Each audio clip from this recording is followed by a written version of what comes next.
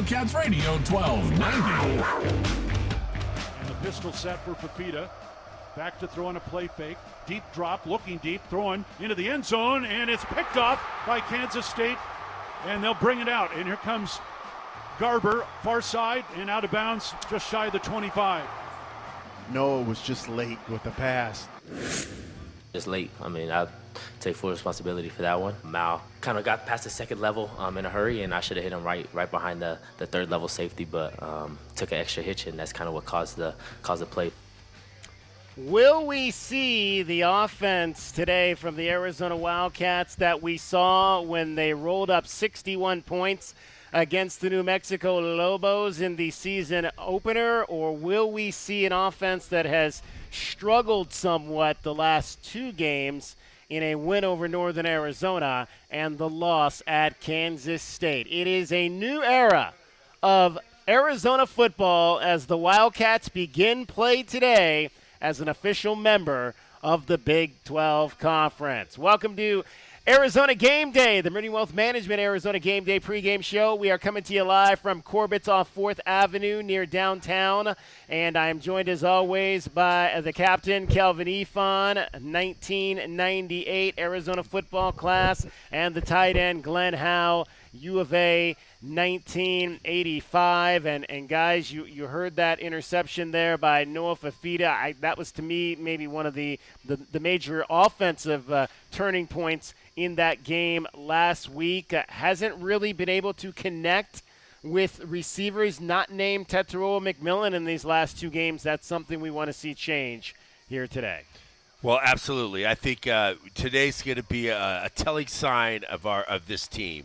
I think it's going to be to let us know what team is going to be this year. I think they've had 2 weeks to really put everything together, talk to each other, find out what kind of team they really want to be, and what a great opportunity for guys that want to play at the next level, because on the other side of the ball, there's going to be a lot of guys that are going to play on the next level. So you're going to have great film. You're going to have a great opportunity to play against some really quality players, and I think this is a telling sign of what our season is going to be today. Well, I think first and foremost with the new receivers, you're still trying to get that game time chemistry, right? Where you, in practice, of course, through the summer and through the spring, they have chemistry, but now you have to get it in the game when you have a trusted receiver in T-Mac over there. So now you got to just say, you know what, we're going to run these plays for those receivers and make those guys number one options on those plays. And I think that's the only way that you can get that chemistry and timing together. The other thing is the friendliest thing to the passing game is the run game. Get that run game going a little bit, and then you can play action off that run and have some more guys a little bit more open that you can get the football to. So trust me, I trust Coach Baber. I know a lot of people don't. I've been hearing in the media. Same here. I hear you. I never heard of having too much experience. I've never heard of that before. But I trust Coach Baber as well. I know what type of offenses he run, and I know it's a matter of these guys just all getting in sync from the coaches on down to through the quarterback, through the receivers. Well, all right. Go ahead, Glenn. Okay, well, I hear you. I just think it's amazing how people, when they say it, just like, Coach Babers, he knows what he's doing. I'm telling you, just let the things happen. It's 3 games that we played. Actually, this will be 4. Right. 4 games that we're going to be playing, and it takes a little bit of time for them to mesh and do things and make sure that those things are all on the same page. Arizona at number 10, Utah tonight. Kickoff coming up at 7:15. The Wildcats again on national television for the third time in 4 games. This game will be carried nationally across the country on ESPN. Let's start to dive in to our first opportunity to break this game down today. It's time to take our first look at today's game. Brought to you by the Window Depot. Lowest prices and biggest inventory. Shop thewindowdepot.com. All right, guys, let's hear from Brent Brennan. He was asked after 3 games, do you have an idea of what the identity of this team is? No, I think we're still finding it. We've had moments of really good football in all 3 phases, and then we have had moments of not great football. And so I think the consistency piece is really what we're trying to achieve. You know, guys, you just talked about the folks kind of going after Dino Babers for the offensive struggles. there's a lot of folks that didn't necessarily like that response from the head coach about whether or not he doesn't have an idea of what the identity of this team is after 3 games. And it was interesting because Kyle Whittingham came out today or earlier this week and said, well, really it takes more about 4 to 6 games before you really know what kind of team you have. Yeah, we have the greatest GMs in Tucson. I mean, they're the greatest coaches that have millions of years of college experience right? that are saying, "What do you mean?" Well, come on, man. Let these guys coach and let them find their team, and it's up to the players too. Oh, Kelvin, man, we know how that is. Yeah. It's up to the players. What are you want to be, and you got to all have everybody buy in, and that's not an easy thing to do. No, it isn't, and I just feel like that. Again, the reason why it takes 4 to 6 games is the first 2 or 3 games usually are not teams that can give you real competition, and you're not really showing everything, that you're going to actually be doing in game. So right now, the last couple games, you're starting to actually see the plays that they're trying to actually get ran. And so, again, that takes time as far as the timing of these plays to get run and the trust of the players between the coaches. But at the end of the day, I believe players, I was on one of the best teams in school history. You were on great teams as well. And the players take over, and they just make the plays work some kind of way. Usually, the offensive coordinator and the head coach usually be great coaches when they have those type of players that just seem to make things happen. Make it happen. I'm telling you, it's not the plays; it's executing the plays. Yeah, what Coach Tommy says is the Jims and the Joes. Yeah, you can. It's people. Yeah, right.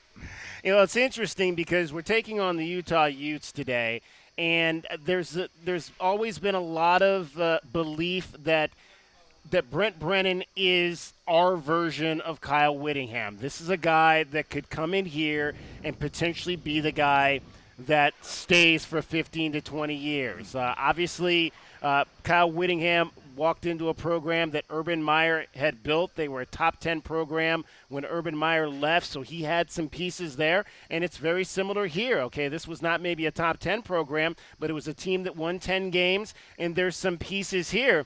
Just looking at the record, the first year was still just 7-5 for Kyle Whittingham first year at Utah. But again, it's been what he's been able to do is he was able to take what Urban Meyer built and stay consistent with that. Yeah, have they had some years where they've dropped down? They had a couple of back-to-back 5-win seasons in the middle, but for the most part, they've been a 7 to, in their best years, 11 to 13 win team. Yeah. So, I think that, once the foundation is laid, you can't expect a guy to just come in right away and be 14-0.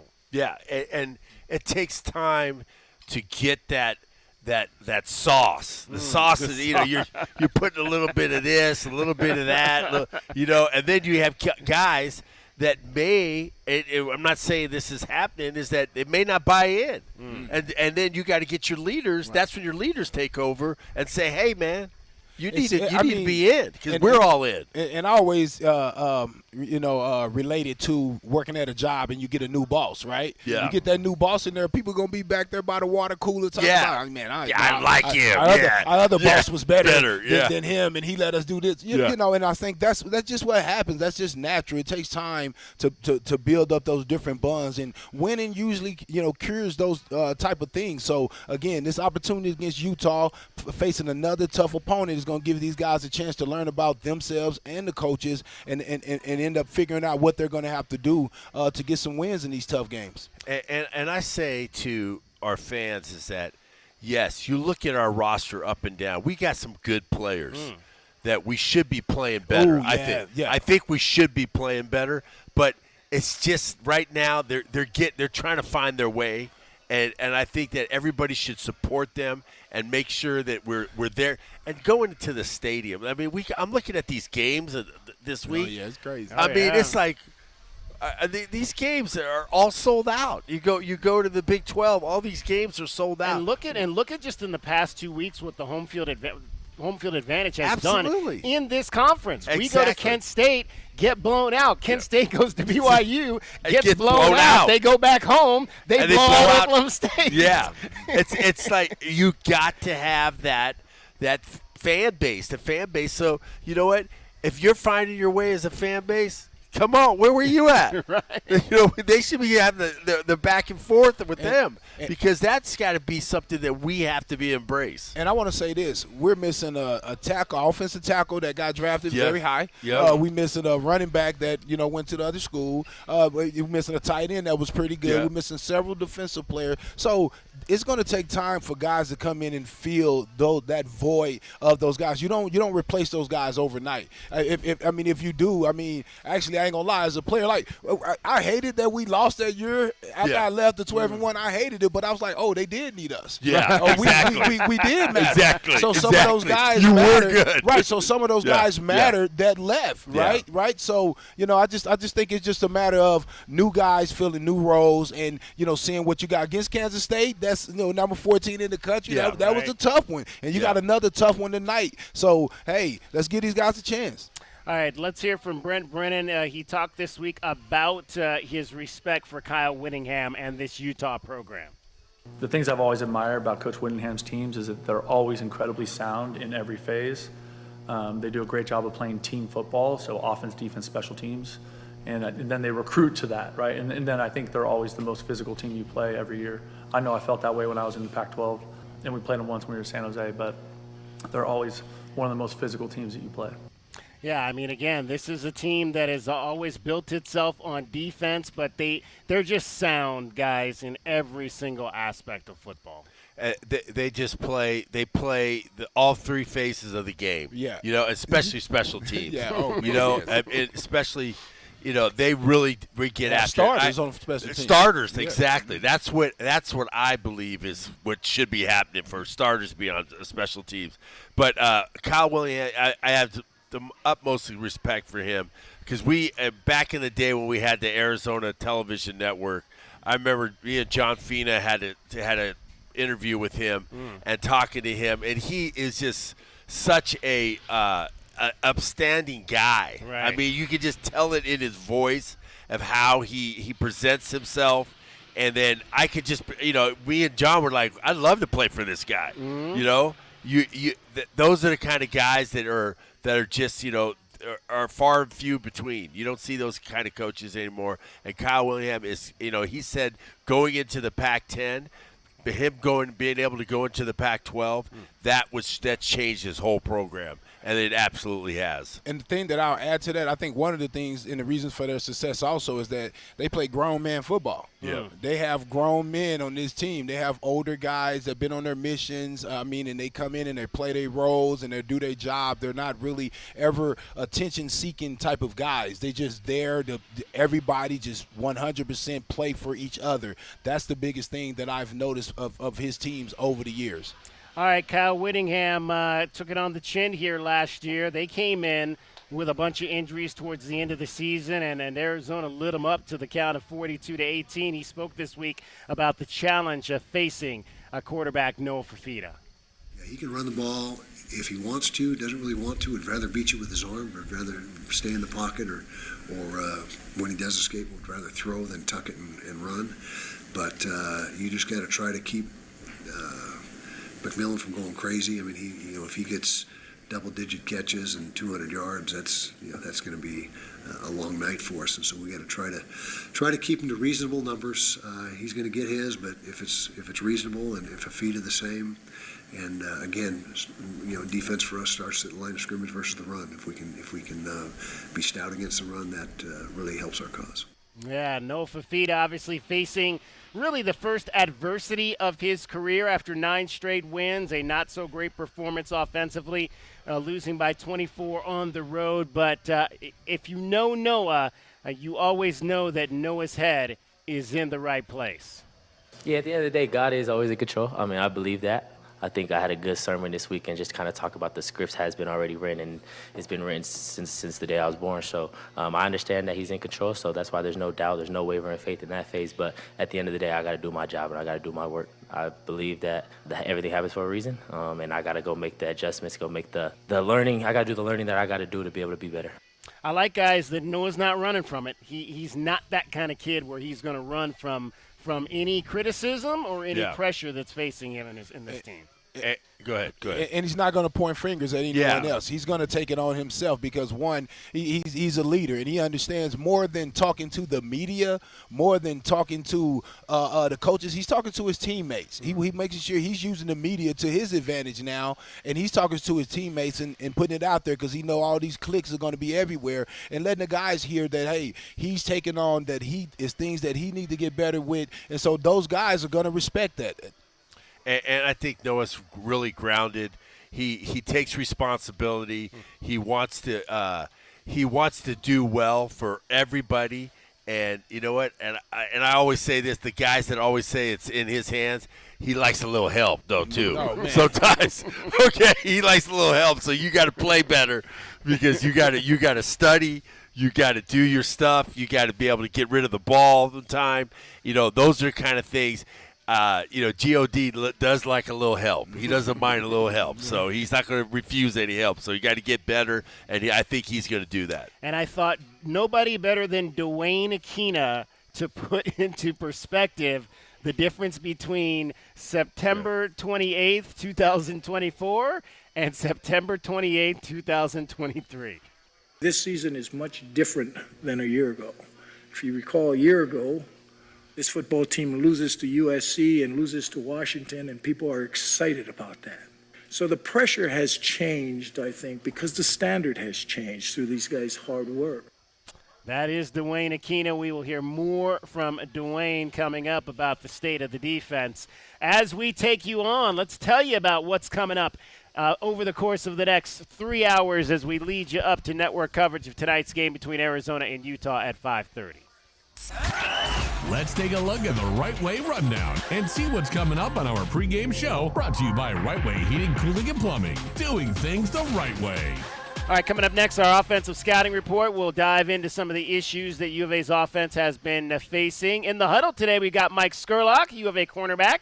1994. We'll go to the captain's corner. The Leap on the Lake legend, Ortage Jenkins from the class of 2000, will join us. We'll have our keys to the game coming up a little bit later, as well as your best bets on this one tonight. Arizona enters as an 8-point underdog, a full touchdown underdog in the roll. Yeah, it's been driving. It's double digits, I believe, when it first came out. 12-5. Yeah, 12.5. Yeah. It's dropped down to 8 and has this line with an over-under of 46.5. We'll give you our best bets coming up, brought to you by Desert Diamond Casino Sportsbook. It is the Meridian Wealth Management Arizona Game Day pregame show coming to you live from Corbett's off 4th. If you're in the area, stop on by. We got some folks down here eating and enjoying themselves. There's 38 TVs. We've got Colorado on right now against Central Florida.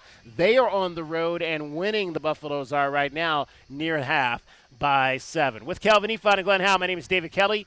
You're listening to Wildcats Radio 1290. That's our first look at the game, brought to you by the Window Depot. Lowest prices and biggest inventory. Shop thewindowdepot.com. This is Wildcats Radio 1290. Our Window Depot coverage of Arizona football is just getting started. This is Meridian Wealth Management Arizona Game Day. Hour 1 of the pregame show is brought to you by Desert Diamond Casinos. First Chiropractic, Jack Furrier Tire and Auto Care, Picture Rocks Cooling, Heating, and Plumbing, Restaurant Supply Store, Royal GMC Buick and Cadillac, Royal Kia, Royal Jaguar Land Rover, the Polson Results Team with Keller Williams, Southern Arizona, the Window Depot, and by Meridian Wealth Management. Wealth well managed, life well lived. Sean Furrier for Jack Furrier Tire and Auto Care. If you're driving right now, you may not be thinking about your tires, but chances are they've been tested before. Like that time you swerved to avoid the stray shopping cart that rolled into the street from nowhere? At Jack Furrier's, we've helped Arizona drivers navigate these extreme moments for over 60 years with the right tires. And right now, we've got more rebates and savings than ever. Now's the time to buy. Check out jackfurriers.com for all the details. Jack Furrier Tire and Auto Care, here to get you there. Think of waking up with energy, standing tall and feeling free. Think First Chiropractic, good health is to enjoy. First Chiropractic offers military discounts to retired and disabled veterans. And they now accept patients with Access Insurance. For more information and to find the location nearest you, visit firstchiro.com, the most trusted name in chiropractic care. First Chiropractic, good health is to enjoy. Do you often worry you left your garage door open? With the LiftMaster Garage Door Opener powered by MyQ, you'll never worry again. You can control, secure, and monitor your garage from your smartphone anytime from anywhere through the MyQ app. As an authorized LiftMaster dealer, we have smart openers designed for your needs, including belt drive motors for ultra-quiet operation, integrated camera for live video streaming, and battery backup that lets you in when the power is out. The team at Kaiser Garage Doors and Gates are your locally owned LiftMaster professionals. Visit kaisergarage.com to learn more. Experiencing the natural wonders comes easy at Rocking K. Nestled at the base of the Rincon Mountain foothills, enjoy stunning mountain views up close every day. Visit Lennar's 2 communities in Rocking K with home savings up to $25,000 and limited time interest rate and closing cost incentives on select move-in ready homes. LiveRockingK.com. Designed by nature. Proud U of A radio broadcast sponsor. Hi, this is Peter Costa, former governor of the New York Stock Exchange and proud member of the Advisory Business Council with Meridian Wealth Management. One thing I've learned over 40 years on the floor is the value of a trusting relationship with your financial advisor. After all, everyone is a genius when the markets are going up, but when they drop, that's when the guidance of a professional is most important. For more information about Meridian, call 719-1433 or visit online at meridianwealthllc.com. Advisory services provided by Meridian Wealth Management, a registered investment advisor. As Arizona's leading personal injury law firm for more than 35 years, Goldberg & Osborne agrees. Bear down, Arizona. With offices statewide, including Tucson and Sierra Vista, the Eagle gives you home field advantage. More than 2,200 5-star Google reviews prove Goldberg & Osborne has the playbook for any situation. So after an accident, let the attorneys voted best personal injury law firm 4 years in a row tackle that insurance company and get you the settlement you deserve. Goldberg & Osborne, 1-800-THE-EAGLE. For 100 years, O'Reilly Chevrolet has been part of the fabric of Tucson, just as our Chevy trucks are part of the fabric of America. With that in mind, we're proud to announce it's officially truck season. And this year we have Motor Trend's Truck of the Year, the all-new Chevy Colorado. Test drive your new Chevy truck on Broadway next to Park Place Mall. Call 747-8000 or check out our entire lineup at O'Reilly.com. Don't miss truck season, going on now at O'Reilly Chevrolet. Together, let's drive. O'Reilly Chevrolet.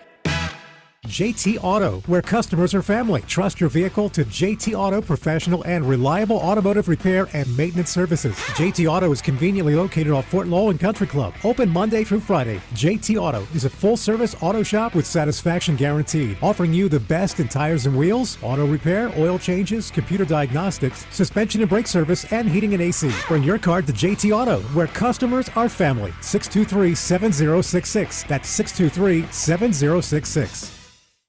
Our Window Depot coverage of U of A football continues. This is the Meridian Wealth Management Arizona Gameday pregame show on Wildcats Radio 1290. Now back to your hosts, David Kelly, the tight end Glenn Howell, and the captain, Kelvin Ifan. Throwing right is Fafita, caught. Lamonius Craig, far side, 15-10-5, touchdown, Arizona. It's a big-time play. It was a bubble screen to Lamonius Craig on the outside, and he just took it up the sidelines, went untouched for the touchdown. The Wildcats are rolling.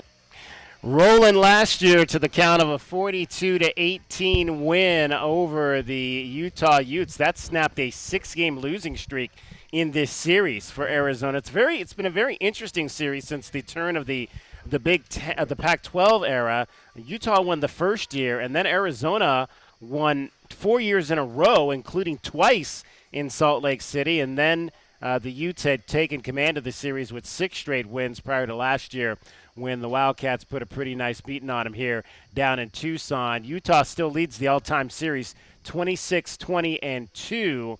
They are 13-9 at Rice-Eccles Stadium, where tonight's game will be played in Salt Lake City. Montana Lamonius Craig with a touchdown last year in this ball game. And guys, again, that's one of the things I think when you begin to analyze this offense is there needs to be more distribution. It's funny, the last few years we've talked consistently about who that third receiver was going to be in this offense, because it was kind of just mostly a 1 and 2 in the Jedd Fisch era. Now we're asking who that second receiver is going to be in this offense, because it's been, although, Montana had a solid game against Kansas State, caught some balls that extended the chains on some third down passes, but you need more of that from him, and you need to find that third guy, whether that's Jeremiah Patterson, because now obviously you're looking at being without Malachi Riley for an extended period of time. Well, if you look at last year, okay, well, we really everybody started getting a lot of the offense started opening up. I'm going to say it. We started throwing it to McLaughlin. We started throwing it to the tight end. Yeah. So people don't understand, when you throw to the tight end, puts pressure on the safeties, puts a lot of pressure on the middle of the field, and then you have to look for that weapon coming across on the crossing pattern. So that gets those other guys getting loose on deep routes. We threw a lot more deep balls after we started hitting McLaughlin. I think that opens it up. We got to get our tight ends involved with this offense. We got to get them the ball. We got to make sure that our linebackers are honest, because they're dropping and they're not worrying about anything. So we got to get them honest, and then I think that's where we're going to get open. Or those other guys are going to get a lot more open balls and open areas. And I hate to be that guy. But I think it's when the run game got going, right? When we had Jonah Coleman, giving him that ball, Wiley giving him that ball. Two-headed monster. Yeah, man, and forcing that defense to try to have to collapse on those guys. And then I felt like it opened up the tight end, and it opened up the receivers, putting them in one-on-one opportunities. So I just think it's a total offense just coming together and having trust in what is being called. You pound the rock. You get everybody in the box, then you play action. Then you go with the tight end behind them. Exactly. Well, and it's those are the kinds of things that happen. And I think it's also, you mentioned, obviously, you had some guys last year out of the backfield who could catch the ball pretty well as well. And Dino admitted this week that that's something they've got to start to do as well, is to try to get the running backs involved in the passing game as well, to try to help Noah Fifita in this offense get along. Let's hear from Noah Fifita, who, again, took the offensive struggles and took his place in what those struggles have been. I'll take the blame for the offensive struggles the last 2 weeks. It all starts kind of with my position, so I'll take the blame for that for sure. And I want to play real quick here, Dino Baber. Did a great job. Last week, kind of just continuing to teach us, continuing to prepare us, and like I said, we're trying to make these little details, these little improvements that we got to make in order to do what we want to do. My fault, Noah. Didn't mean to jump on you there. Dino Babers on how he assessed the offense through the first 3 games, the offensive coordinator. How would I assess the offense? We got the open, too. Good, bad, and in the middle. Obviously, the last game, we thought we opened up the game extremely efficient, and then it went downhill from there. That's Dino Babers as we begin to chat about your Arizona Wildcats offense. Here is the Wildcats offensive scouting report for today's game. He's into the end zone. Touchdown, Arizona. The offensive scouting report is brought to you by O'Reilly Chevrolet. O'Reilly Chevrolet. Get more with O'Reilly Chevrolet. Captain, I think you had a comment that you wanted to make off that, off what we were saying there. What were we talking about again? We were talking just to kind of this offense and wanting to get more guys involved from the running back position in the pass game. Yeah, and I think that's one of the reasons why you see a guy like Luke's name as the second screen or second guy next up as far as in the running back, because he's a guy that you have to get into the passing game. You want to get him on the perimeter against linebackers, against corners, and give him a chance to have some explosive plays. And let's also hear again from your offensive coordinator, Dino Babers, on how he's kind of looked at Noah Fifita and what Noah is going through. There's no doubt he's a leader and he's one of our best players, and we need our best players to play well. And we have I think he has every intention of doing that. So he's one of our leaders. There's no doubt about it. As he go, we go. And as we start to solidify the offensive line, we anticipate being better and better and better. What advice do you give a guy like that who's trying to, I don't want to say get out of a slump, but trying to get right? I think the biggest thing is with guys that spend as much time on the game, and they are so laser focused as he is, I like to use the term try less harder. Just relax, come off the tee, and I'm sure the ball's going to go long and straight if you don't think about it. Try less harder. I like that. Dino Babers. I mean, he and Dwayne Aquina have some great lines that they lay out on these guys. Noah on the advice he got from Dino. I think Coach Baber just trying to get me to have fun and kind of get me to just play the game how I grew up playing the game. I think that I just got to get back to just letting my guys win, letting my guys go do what they do, getting them the ball, and letting them go make plays in space. So that's kind of what we've been working on. And I think DK and Glenn, we forget this is second year starting. Yeah. This is second year. This is second go-around. And usually that sophomore year of playing, not necessarily sophomore year in school, but your second year, that sophomore year, that's your opportunity to learn more. People know you now. They've seen. They got video. They got tape on you. They know your relationship, with T-Mac. So it's just a matter of, I think, him just understanding to play the right way. Find the, trust the offense and find the open guy and just let these guys play. All right. We were talking a lot about, obviously, different ways to open up this offense. We talked about this week early on the show. We want to see the ball get to the tight ends more, particular Kean Burnett, who we thought this was definitely going to potentially be a breakout season from him. Dino gave us a little bit of news this week about why maybe we've seen a little bit of some struggles offensively in getting Kean Burnett involved in the offense. I think the biggest thing is he has to get over some owies. He's had some owies in the first two games. This bye week's been good for him. He's moving around better than I've seen him in a while. And hopefully that fresh guy that we saw in the spring, the guy we saw in August, is going to show up on Saturday.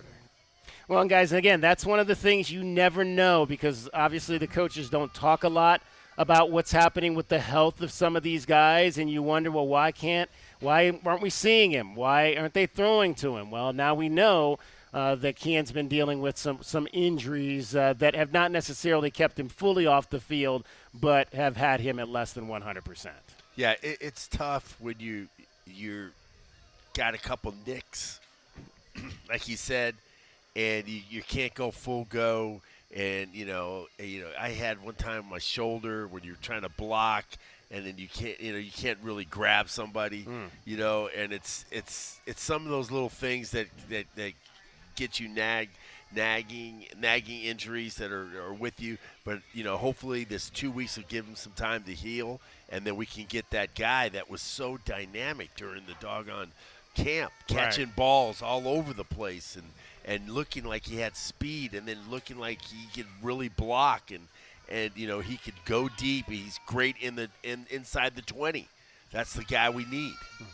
Before we hear from Kean Burnett, let's pause 10 seconds for station identification. This is the Meridian Wealth Management Arizona Game Day pregame show on Wildcats Radio 1290.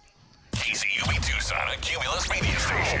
You're listening to the flagship of Arizona Wildcats Athletics. This is Wildcats Radio 1290. All right, Kean Burnett on what his focus is in this offense. Focusing on making sure I'm in the right spot and doing what the offense and what Noah needs me to do to get open, to create more separation. And if these injuries that he is dealing with have kind of slowed him? I wouldn't say kept me from performing. Obviously, everyone has things they got to deal with. They come up. I'm healthy now, so that's all that matters. Ready to go. Well, that's good. It's good to hear him being healthy because we definitely want to see him as a large part because we know one thing that Utah does extremely well, and you'll hear this when we get to the defensive scouting report coming up a little bit later, but they love to throw the ball to their tight ends, and they got one of the best in the country in Brant Keithy. Yeah, we could go. Okay, I thought that was going to a spot. But no, Utah's known for their tight ends. They have like 3 or 4 of them. They have a 6'7" guy. They have a 6'5", 6'3". These guys are big targets, and that's always a great thing for a quarterback to have, especially when you have the run game, which they have Bernard, and they're gonna try to pound the ball on us, and that's what Kyle usually does. He tries to beat you up first on the front, and then he'll throw some stuff to the tight end and get deep on some of his athletic receivers. And Kelvin, you obviously mentioned what we want to see in the run game. They seem to have found their run game the last couple of weeks with Micah Bernard, who put up big numbers in that game against Salt Lake City. And I'll go back just to what I was talking about earlier in relationship to this series.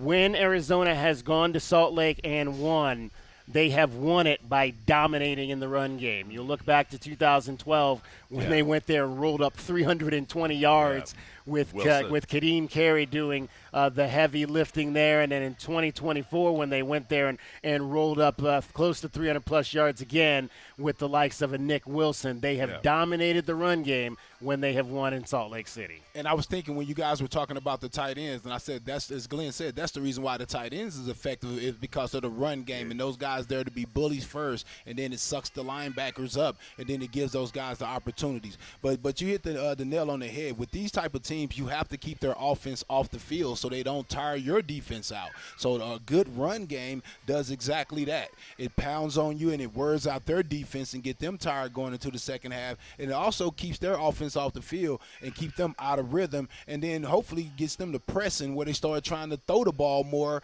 than actually run the football at you. So a good run game just is your best friend, if you ask me. And a typical Utah Kyle Willingham team, what they try to do is just squeeze the juice out of you on the run game. They just say, you know what, you're not going to run.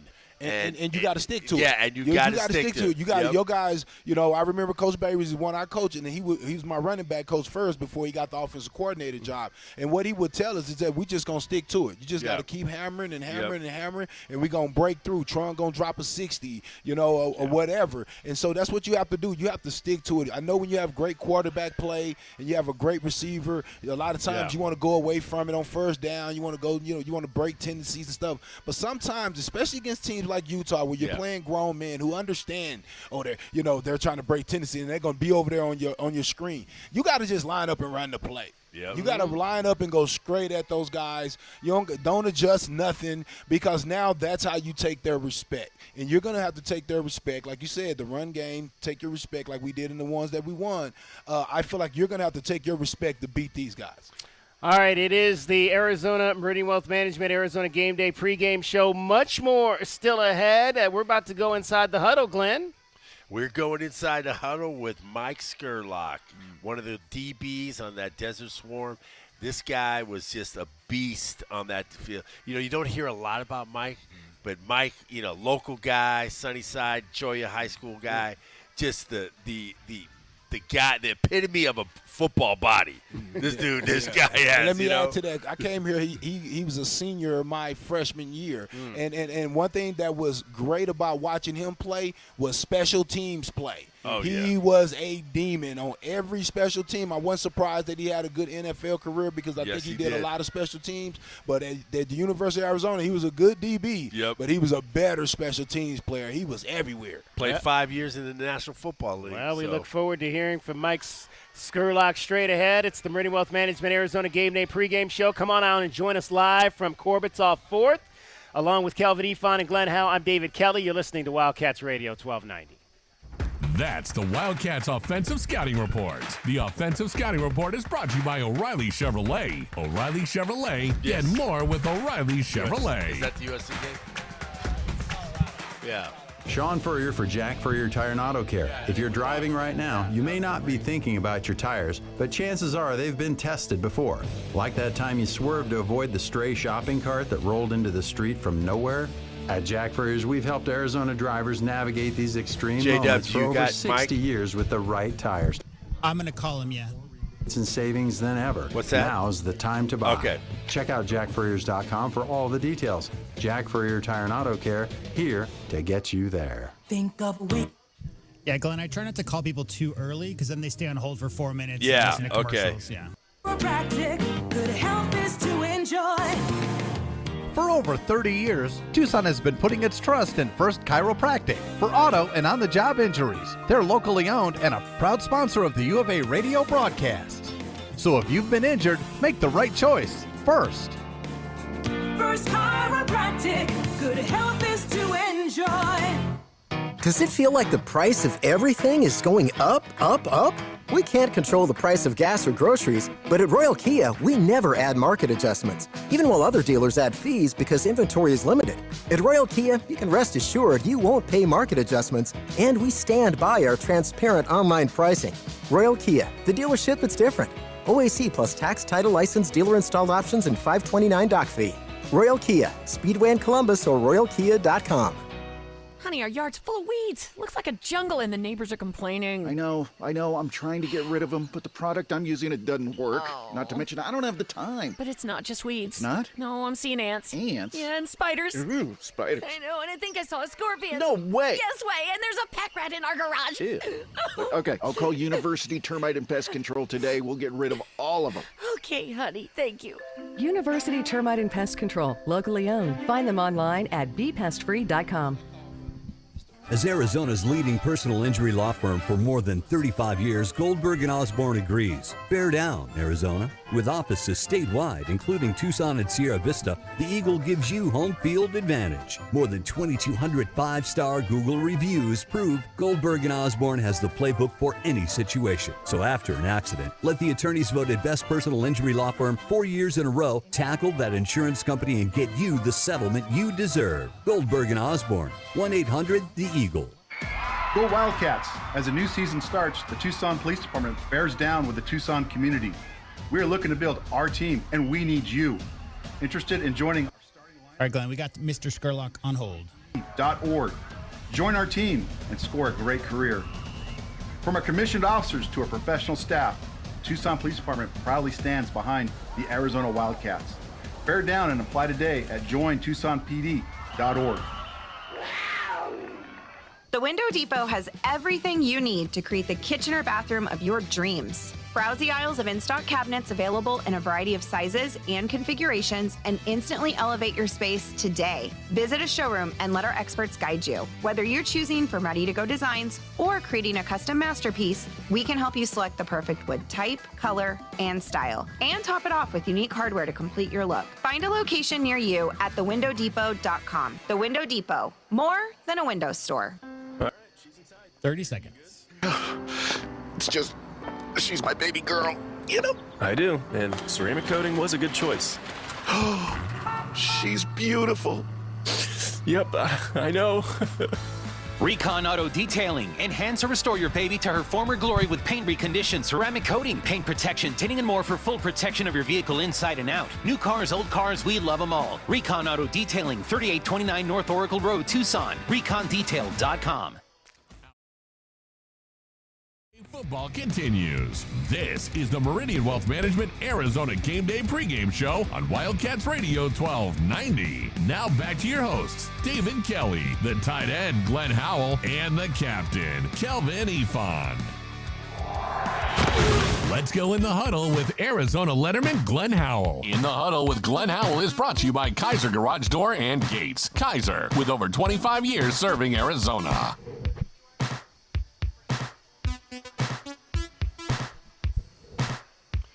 Welcome into this week's edition of In the Huddle with Howell, presented by Kaiser Garage Doors and Gates. I'm U of A tight end Glenn Howell, class of 1985. And this week we have a pleasure of having local star, Sunnyside High, Cholla High School defensive back Mike Skurlock, the class of 1994. And one of a pivotal part of the Desert Swarm defense back in 1993. Mike, how you doing today? Doing well. I appreciate you guys having me on. It's great to have you, Mike. How's it been going? It's going well. You know, I'm getting a chance to enjoy a little bit of football here and there. Spending a lot of time with the family. So everything is going great. Can't complain. Yeah, that's great, man. So, Mike, so you've been doing a lot of stuff. You know, you left here at the University of Arizona.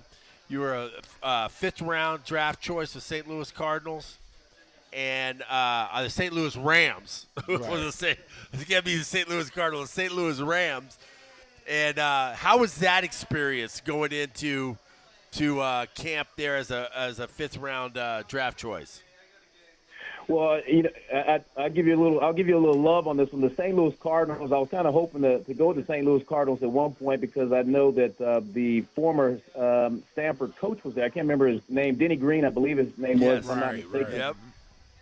However, I had the opportunity to go to the St. Louis Rams, And just that whole day for being able to be in the draft, and I got a call from the Detroit Lions prior to the St. Louis Rams calling. They were the pick right after the St. Louis Rams, and the St. Louis Rams, they ended up drafting me. But I had a long conversation with Detroit before they drafted me, and I was just thankful that I was able to get into the league. Yeah. So I was interested to see. Did you go to the combine? I did. Okay. And one of the interesting things about the combine, I don't think anyone really projected me to go to the combine, but I think within my senior year, I did enough great things, I think, for some of the other NFL scouts to recognize and see and put up some good times when they came out for just some of the personal testing. And I think from there, I ended up getting a letter just to attend the combine, and I couldn't have been any more excited at that time. So I got a chance to attend the combine. A lot of great talent. Yeah, because I was wondering, it's like, I don't know if he attended the combine. I wasn't sure if he did, because I was trying to look up some information on that, and I couldn't find anything about that. But that's interesting that they noticed you on the U of A, because there were so many stars on that 93 team, and then also the 94 team.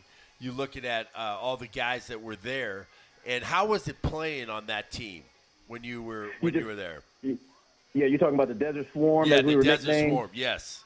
Yeah, we had a lot of great talent. We had Tony Bowie, Sean Harris, obviously Brandon Sanders. Everybody who knows Brandon Sanders. Brandon was probably one of my favorite players, even as I played at the University of Arizona, and even when I went to the league, we would actually sit there and scout opposing teams, and we would watch him play on defense and just hammer people. So, shout out to Brandon Sanders. I know he's there at the University of Arizona. But we had a number of guys, Teddy Bruschi.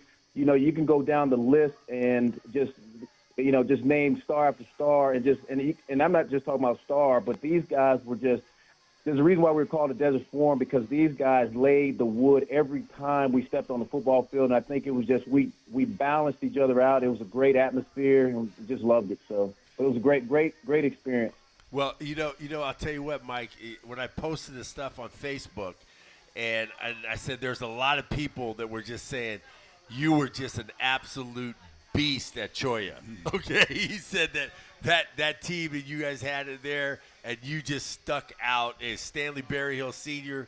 was saying this dude was just a beast. He was like making comments on it, and you obviously carried that off, brought that with you when you came to the University of Arizona. How was it being excited? Were you excited about being a local kid coming to University of Arizona? I had so many teams that wanted me to be a part of their program, including Stanford University, Notre Dame. So I had a lot of letters, but nothing really that was solidified. But being able to play for your hometown, I don't think there's anything better than that, because you have your family there, you have your friends, people know you. And I think just the atmosphere alone is electrifying when you're able to play in the stadium itself. But, for me, like I said, my whole football experience was exciting, but it was also a very maturing time for me as well, because as we all know, and as you know as well, Glenn, that you get bumps and bruises along the way, whether mentally or physically, and you have to recover from those. And when you recover from them, you either could be a bitter player or a better player, and I chose to be a better player. So it was just like I said, for me, it was a time for just coming from being at a home place. You couldn't have asked for anything different or better. It was a dream for me come true. Well, we have Mike Scurlock as our guest in the Huddle with Hal, brought to you by Kaiser Garage Doors and Gates. Kaiser, serving Arizona for over 25 years. Mike, so after we got a question for you from Kelvin Ifon. Hey, Mike, I was here in 94. I was on the basketball team as a basketball player in 94, I think your senior year. And I used to watch you play special teams. And when I went to the football team, Coach Tomey used to always talk about having starters play special teams. We're playing Utah today, and I'm pretty sure you played in a few of those games versus Utah as well back in the day that I saw. I think the Freedom Bowl or something like that. Yeah. But tell me a little bit about how important special teams play was to your career, and how much did you learn here from Coach Tomey at the U of A? Well, I can tell you this. I disliked special teams, I'll be honest with you. However, I knew how significant that position or that team was. But special teams for me, I lived and breathed, the special teams. I was one of the leaders and captains of the special teams while I was there at the University of Arizona. It transferred very well over to the NFL as well. So I played a great bit of special teams there. Also got a chance to start on a number of packages and within the starting defense. But I say that sometimes the players at this point in time, they're not able to appreciate it until they're able to step outside of it. And I can only tell the players right now, and if any players are listening right now, who especially getting ready to step onto the football field and play, you got to value every moment that you're on the football field. And no matter if it's special teams, no matter if it's what position you come in on, but especially with the special teams, those can make or break, very, very close games. And attention to details, one thing that I've learned when I played on special teams, attention to detail is so important. So if you have a lane on kickoff, you got to stay in it. If you have a lane when you're going down as a gunner, you got to make sure that you contain and force everything back into the help of the defense as it turns into defense. But special teams is very crucial, and it's a very special part of the game. And I tell you, it's one of those things that's needed, and you can make big plays on it. I was able to make a lot of great big plays, especially when I got to the NFL, and I was known for that. Michael Bates and I, we got a chance to play together, and we loved it. We were a big team, we're a big tandem. So. Yeah, so you played your 4 years at St. Louis, then you played your last year at Carolina. What did you do after that? After you're done with football, was that a difficult transition for you to give up football and go into the regular guy mode of life? No, it wasn't a big transition or very difficult for me because I never put when I stepped outside of football, I didn't want people to recognize me as a football player. And as you know, Glenn, we got a chance to meet over the summer here or a few months ago. And I'm not a very big guy, so I'm very easily disguised. I can kind of hide with the rest of the crowd. But one of the things that for me, I was able to transition very well because I didn't put a whole lot in that outside of football. I didn't let a lot of people know that I did play football from the way I lived, from what we drove. So no one really knew what Mike Scurlock or who Mike Scurlock was, and so the transition was fairly easy. Now the excitement of the game and what it brings, that's very hard to replace, right? Because you play at such a high level. And just to make a long story short, I was blessed to do so many different things outside of the game of football. But one of the things I fell in love with, and something that you and I've talked about as well, Glenn, is just being able to be a part of the judicial system. I was afforded the opportunity to be a magistrate judge for over 8 years and loved it. And I fell in love with just the judicial system. I grew up in a law enforcement home, which I had a great deal of respect for law enforcement. And so for me, it was an easy transition. When I played in the NFL, everyone, and when I told them I want to do ride-alongs, and my wife, I told her I want to do ride-alongs, she was like, absolutely not. When I say ride-alongs, the ride-along with the officers. Yep. They're thinking that something dangerous can happen. It is a dangerous position, but, I fell in love with the judicial system and just the way things work and how you can better things and the impact that you can have on people's lives. That's awesome. That's awesome, Mike. We're talking to Mike Scurlock. He's our guest in the Huddle with Hal, brought to you by Kaiser Garage Doors and Gates. Kaiser, serving Arizona for over 25 years. Mike, so tell us about who recruited you here, and what was your story coming to the University of Arizona? I tell you, it was a tough transition coming from high school to the university and just trying to pass that last SAT. It was. I remember when I got the word that I passed, or I got the letter that I passed the SAT. I was excited. I remember Dick Tomey, and I think it was Mark. I want to say Mark Lunsford at the time, who was the running back coach. Both of those came to our home, and the funny thing is, I still remember to this day as I'm talking about it, my mother had the fireplace burning, and it was probably about 80 degrees out, but she wanted to show it off, and but it was funny for us because I'm like, why do we have the fireplace burning when the coaches were all sweating in the house? But Mark Lunsford and Dick Tomey, they came and sat in the living room, and they spoke with me about the importance of just trying to keep home talent local, and from there, I was already sold. I had a cousin of mine who played there, Randy Robbins, who went on to play for the Denver Broncos, and so it was a really no-brainer for me. And again, I was able to stay close to family and friends. Yeah, that's awesome. Now, Mike? I always ask this question: do you remember your first play at the U of A?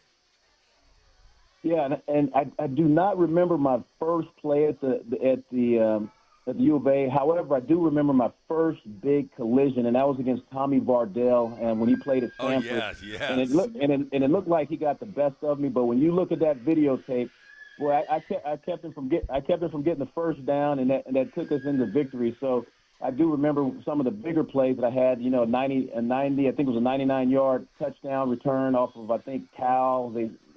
So a lot of great things, bigger plays that I remember. The smaller ones, or at least the one, my first play, I don't really remember much of, but some of the ones that stand out to me are the two that I just mentioned. Yeah, that's awesome. We're talking to Mike Skurlock is our guest in the huddle with Hal, brought to you by Kaiser Garage Doors and Gates. Kaiser, serving Arizona for over 25 years. So, Mike, do you have a special moment that you think about? You had the touchdown. You had anything that stands out to you that you're going to tell your grandkids? Like, you're going to sit in the chair and you're going to be rocking and you're going to say, "Hey, I remember this play."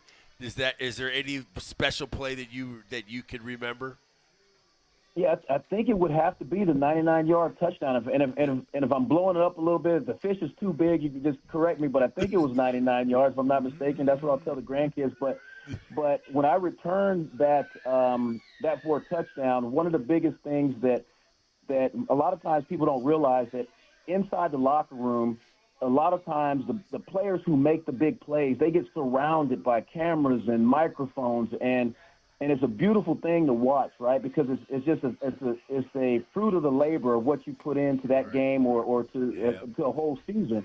And one of the things that I remember walking in at times, I may have had some good games along the way, but I remember watching some of the times when I would see the cameras surrounded by, or some of the players, big time players surrounded by cameras and microphones, and I used to think that, man, that's cool. I was happy for those guys, but there was a part of me like, man, I love to be in a position like that.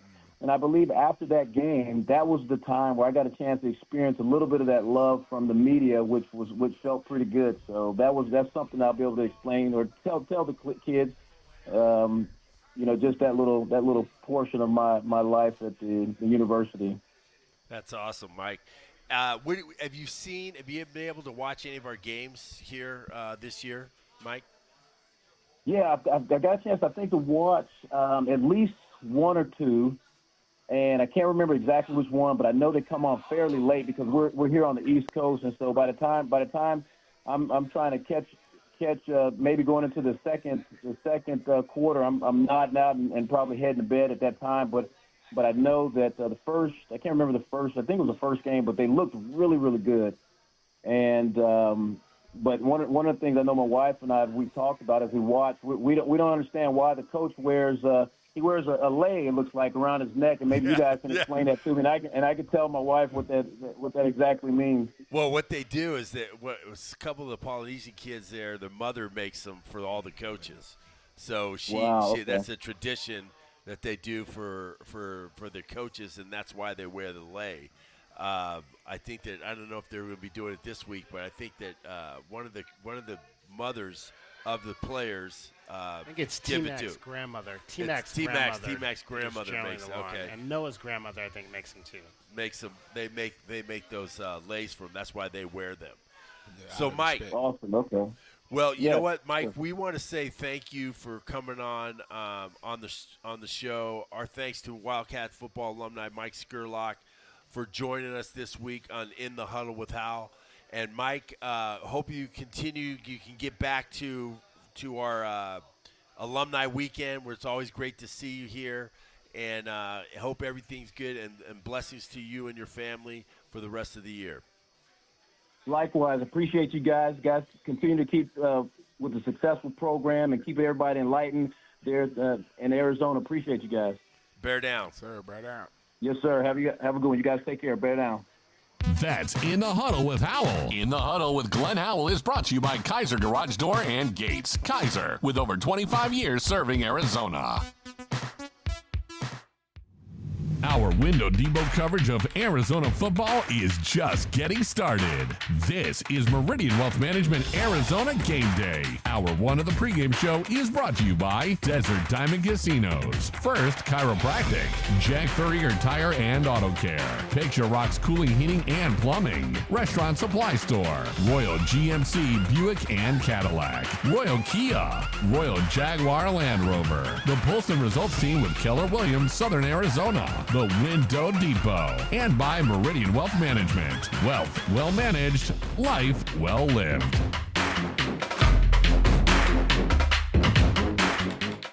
Sean Furrier for Jack Furrier Tire and Auto Care. If you're driving right now, you may not be thinking about your tires, but chances are they've been tested before.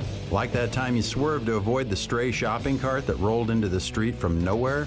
At Jack Furrier's, we've helped Arizona drivers navigate these extreme moments for over 60 years with the right tires. And right now, we've got more rebates and savings than ever. Now's the time to buy. Check out jackfurriers.com for all the details. Jack Furrier Tire and Auto Care, here to get you there. Think of waking up with energy, standing tall and feeling free. Think First Chiropractic, good health is to enjoy. First Chiropractic offers military discounts to retired and disabled veterans, and they now accept patients with excess insurance. For more information and to find the location nearest you, visit firstchiro.com, the most trusted name in chiropractic care. First Chiropractic, good health is to enjoy. The garage is more than a place to park your car. It holds prized possessions, and for most, it's a bustling entryway to the home. That's why LiftMaster designed the first ever opener with a built-in wide-angle camera and two-way audio, so you can see what matters and secure what's inside. Ensure your family and prized possessions are secure with a reliable garage door opener that's built to last and powered by MyQ for smartphone control. The team at Kaiser Garage Doors and Gates are your locally owned LiftMaster professionals. Visit kaisergarage.com to learn more. Experiencing the natural wonders comes easy at Rockin' K. Nestled at the base of the Rincon Mountain foothills, enjoy stunning mountain views up close every day. 6 model homes are now open to tour at Del Webb at Rockin' K. Here, life is about more than just beautiful homes. It's about the experiences waiting outside your front door at this new 55-plus active adult neighborhood. LiveRockingK.com. Designed by nature. Proud U of A radio broadcast sponsor. My heat and air were in a state of disrepair. The kids are back in school, and it's still hot in Tucson. Due to the huge response from the $69 diagnostic service special, we're going to keep it going for September. Picture Rocks Cooling, keeping you cool all summer long. Proudly featuring Rheem air conditioning systems. Call us at 520-492-0748 or picturerockscooling.com. Picture Rocks Cooling, heating and plumbing. Hi, this is Peter Costa, former governor of the New York Stock Exchange and proud member of the Advisory Business Council with Meridian Wealth Management. One thing I've learned over 40 years on the floor is the value of a trusting relationship with your financial advisor. After all, everyone is a genius when the markets are going up, but when they drop, that's when the guidance of a professional is most important. For more information about Meridian, call 719-1433 or visit online at meridianwealthllc.com. Advisory services provided by Meridian Wealth Management, a registered investment advisor. For 100 years, O'Reilly Chevrolet has been part of the fabric of Tucson, just as our Chevy trucks are part of the fabric of America. With that in mind, we're proud to announce it's officially truck season. And this year we have Motor Trend's Truck of the Year, the all-new Chevy Colorado. Test drive your new Chevy truck on Broadway next to Park Place Mall. Call 747-8000 or check out our entire lineup at O'Reilly.com. Don't miss truck season, going on now at O'Reilly Chevrolet. Together, let's drive. O'Reilly Chevrolet. JT Auto, where customers are family. Trust your vehicle to JT Auto professional and reliable automotive repair and maintenance services. JT Auto is conveniently located off Fort Lowell and Country Club. Open Monday through Friday. JT Auto is a full-service auto shop with satisfaction guaranteed, offering you the best in tires and wheels, auto repair, oil changes, computer diagnostics, suspension and brake service, and heating and AC. Bring your car to JT Auto, where customers are family. 623-7066. That's 623-7066. Wildcat Nation, are you Arizona, Gunnar Maldonado. Noah straight back to throw. Got him in. Hot! Touchdown, Arizona. He's sacked by Jacob Manu. And it's picked off. Trayton Stukes. Nobody close to Tetaroa McMillan. Let's go. They're down, Cats. Our window Debo coverage of U of A football continues. The Meridian Wealth Management Arizona Game Day pregame show is brought to you by Meridian Wealth Management. Wealth well managed, life well lived. We're getting closer to kickoff for today's Arizona football game. This is Wildcats Radio 1290. Short drop, looking to throw. Cats have got him and sacked him inside the 20-yard line. Down goes Avery Johnson. That pressure coming fast and hard. It was Tay Brown. That was fun. That was fun. They brought some nice pressure that time. Tay Brown with a big sack in the game last week against the, 2 weeks ago now, against the Kansas State Wildcats. I keep wanting to call them the Jayhawks. That's coming up. But the Wildcats, and we haven't really seen, guys, a lot of other linebackers play outside of Tay Brown and Jacob Manu. Jacob Manu played all 65 of the defensive plays in that game. Tay Brown played 58. They were the only two linebackers to play in that game a couple of weeks ago, and Brent Brennan addressed that situation this week. I think if they're playing at a high level, then they get to keep playing. You know what I mean? I think that part of it is both those guys are good players. Tay's young, but he's growing, and he's going to be a really good player for us. You know, sometimes when you're playing as a young player, we're talking about Rhino, you know, we're talking about some of those other guys, right? There's going to be growing pains. There's going to be some tough moments out there. Yeah, but two guys taking all the snaps, and it's interesting because obviously that was one of the biggest concerns coming into fall camp was who else was behind Jacob Manu. Well, first of all, it was going to be who was going to play next to Jacob Manu. Yeah. That emerged to be Tay Brown, but then who else was going to be able to see the field? We have seen very little of Justin Flo. There was talk about maybe trying to get him in on some packages, blitzes. That has not materialized in the first three games. The transfer from Jared Small from Tulane has not played a whole lot. I think this is a concern defensively. This is one of my number one concerns defensively as we move on to the conference season. Well, I kind of agree with what Brennan says. If they're playing good, they're playing. I understand. I understand everybody needs to get a little reps, but like Justin Flo, I think he's on the milk carton. I mean, can't. Yeah. I don't know what he's doing.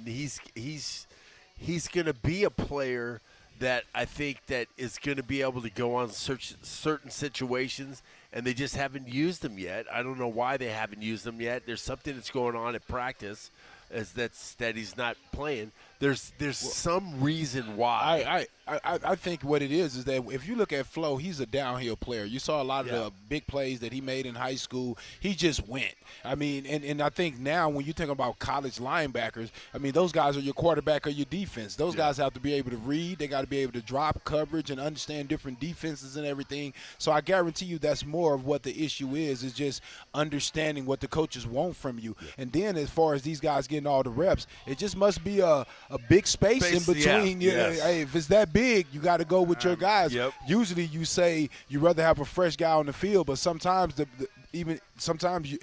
having a guy that's tired is better than your second guy, which is tough because you wish you had better depth than that for sure.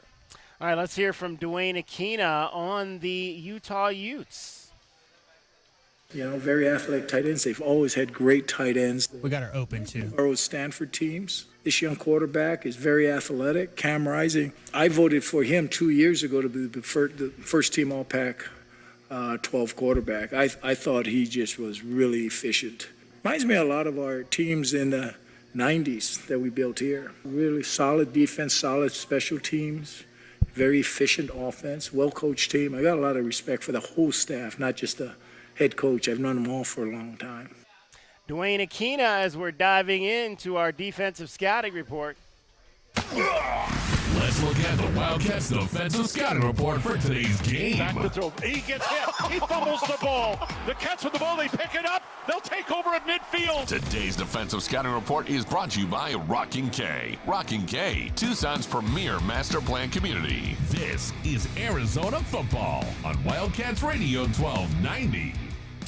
Dwayne Aquina sharing his thoughts on the Utah Utes. One of the good things as we talk about maybe who's available and who's not available on the defensive side of the ball. Traden Stukes, we don't know his full status. If we were giving it a designation, I would probably say he's questionable after leaving with the injury in the last game. Dalton Johnson, though, appears to be probable, and we expect to potentially see him back on the field this week. Again, you heard Dwayne Aquina talk about these tight ends.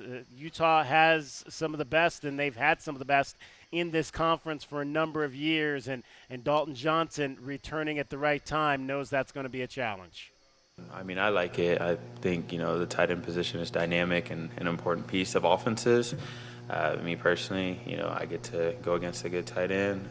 So I see it as a challenge, and, challenges are fun. But, yeah, they're able to do a lot, and, we just got to execute on our side. Yeah, Brent Keithy, we mentioned him early in the show, a guy who was out last year. We had mentioned that there were a number of injuries they were dealing with when they came to town last year, and that was one of them because he's one of the best tight ends, if not the best tight end in the Pac-12, and to have him back on the field is a huge boon. Caught a touchdown pass for them last week, and he's a definite go-to. Again, he's the kind of go-to that you'd like to begin to see with one of these tight ends in the Arizona Wildcats, but whether that's Kean Burnett when he's fully healthy or somebody else after that. Dalton, we mentioned, missed the last game due to injury, spoke about the timing of the bye week. Me personally, I would say it was good and bad timing. Bad timing, I wasn't able to play versus K-State. But good timing because, I've had 2 weeks to heal up and, I'm good to go. And as far as other guys too, coming off of a loss and going into a bye, we're able to fix what we need to fix on the field, but also guys with injury and treatment, we're able to take that time and just recover. A little bit of an earlier bye week, guys, than maybe normal, but I thought it came at a really good time because it came after your non-conference, which is generally your evaluating period going into conference play, and you ended it with a top-tiered Power 5 opponent to give you some ideas of the things you need to fix going into Big 12 play. I think that there was perfect timing for this. It was a soul-searching timing for it. I think that's why I keep on using the soul-searching. This team's got to find out what team they want to be. I think this is a good time early. We're not doing this like in the 7th, 8th game where it could have already be gone. So I think for me, I think it's a good thing that we had this for our guys to talk to each other, understand, get our things right on our assignments and alignments, and making sure that we're doing and studying film, and then coaches coaching. And I think this is perfect timing, and hopefully they come out today and play hard. And we always say in basketball, these are the games that the guys came here to play, right? We always say that in basketball. And I think that's the same with football. These are the type of games you're playing a top 10 opponent on national TV.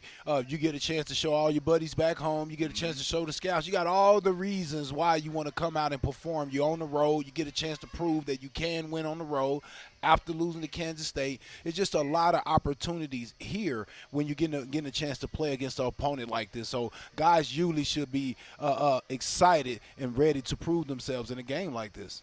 And, when you're talking about a guy like Brent Keithy, and, he has 12 catches on the season, it doesn't have to necessarily be, obviously if you've got a dynamic guy you can throw the ball to 7 times, but, he's getting 3-4 catches a game, but he's averaging close to 20 yards with those catches. So they're finding him in big play opportunities offensively. Yeah, he's not the biggest guy. He's only like 6'2". He's 6'2", 236, so he's basically a big wide receiver that they put in at tight end and get the mismatches. So that's what if he's on a linebacker, he's usually gonna beat that guy. If he's on a safety, he's gonna have a little bit, but our safeties are pretty big. and our safeties are pretty strong.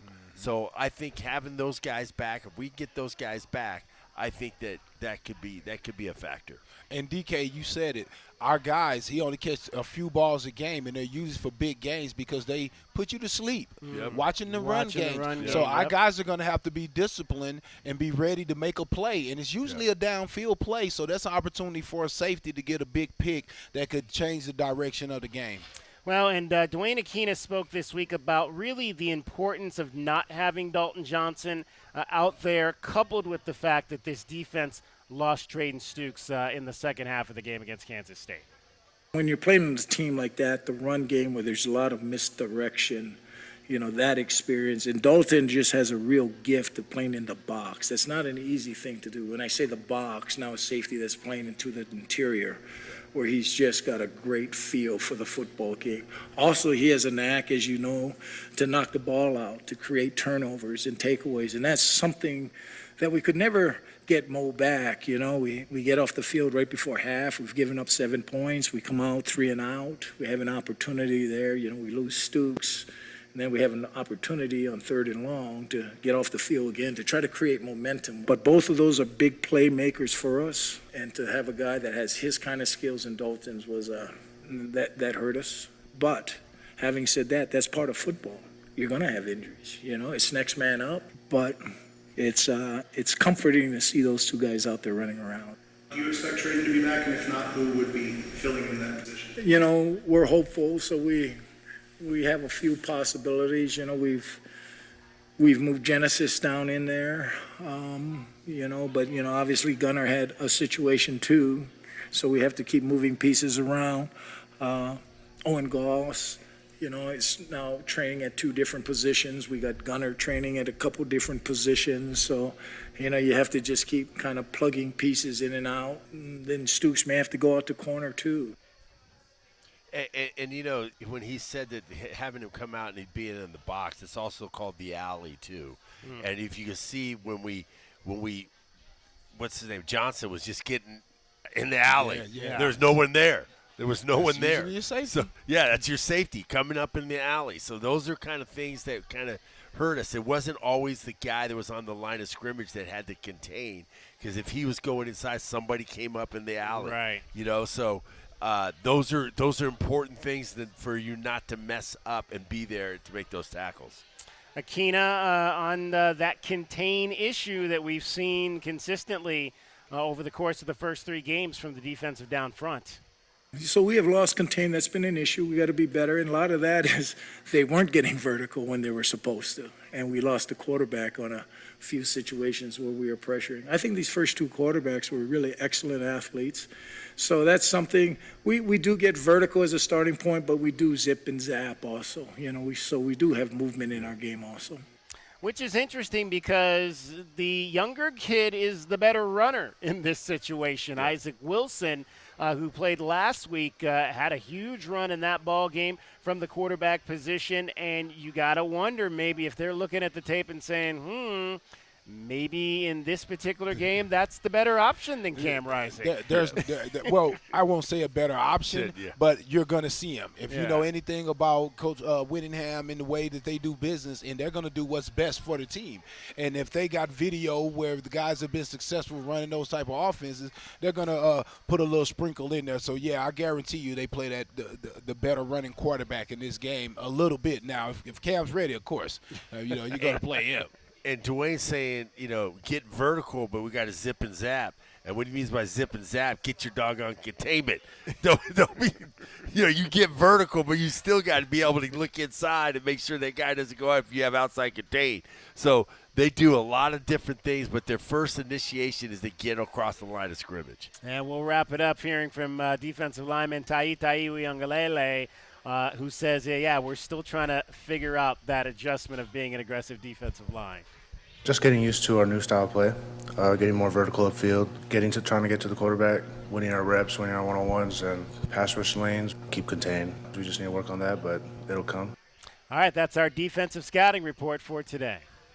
And that Let's a look at the Wildcats' defensive scouting report for today's game. Back to throw. Here comes the rush again. He's sacked by Jacob Manu. Today's defensive scouting report is brought to you by Rocking K. Rocking K, Tucson's premier master plan community. This is Arizona football on Wildcats Radio 1290. Let's take a look at the Right Way Rundown and see what's coming up on our pregame show, brought to you by Right Way Heating, Cooling, and Plumbing. Doing things the right way. All right, we'll check the scoreboard coming up, brought to you by Goldberg and Osborne, the injury lawyers. We actually got two versions of DK with BB this week. That's DK with Brent Brennan, sponsored by nobody. We'll give you two of those versions because we had a bye week, and we're still looking to go into the captain's corner, where Tace Jenkins, Leap by the Lake, and the best team in school history, 1998. He'll join us, and we'll hear from him as well. It's Meridian Wealth Management, Arizona Game Day. We're live at Corbett's off 4th. Come on down and join us. We're leading you up. Some great games we're watching right now. Colorado, Central Florida, USC, Wisconsin. You're listening to Wildcats Radio 1290. Our Window Depot coverage of Arizona football is getting you closer to kickoff. This is Meridian Wealth Management Arizona Game Day. Hour 2 of the pregame show is brought to you by Dave & Buster's Tucson, Dorado Rock, Goodfellas AC, Humane Society of Southern Arizona, Lexus of Tucson, Recon Auto Detail, Right Way Heating, Cooling, and Plumbing, Rocking KA Master Plan Community designed by nature, University Termite and Pest Control, and by Meridian Wealth Management. Wealth well managed, life well lived. Sean Furrier for Jack Furrier Tire and Auto Care. If you're driving right now, you may not be thinking about your tires, but chances are they've been tested before. Like that time you swerved to avoid the stray shopping cart that rolled into the street from nowhere. At Jack Furrier's, we've helped Arizona drivers navigate these extreme moments for over 60 years with the right tires. And right now, we've got more rebates and savings than ever. Now's the time to buy. Check out jackfurriers.com for all the details. Jack Furrier Tire and Auto Care, here to get you there. Honey, our yard's full of weeds. Looks like a jungle and the neighbors are complaining. I know. I'm trying to get rid of them, but the product I'm using, it doesn't work. Oh. Not to mention, I don't have the time. But it's not just weeds. It's not? No, I'm seeing ants. Ants? Yeah, and spiders. Ooh, spiders. I know, and I think I saw a scorpion. No way. Yes way, and there's a pack rat in our garage. Ew. Okay, I'll call University Termite and Pest Control today. We'll get rid of all of them. Okay, honey, thank you. University Termite and Pest Control, locally owned. Find them online at bepestfree.com.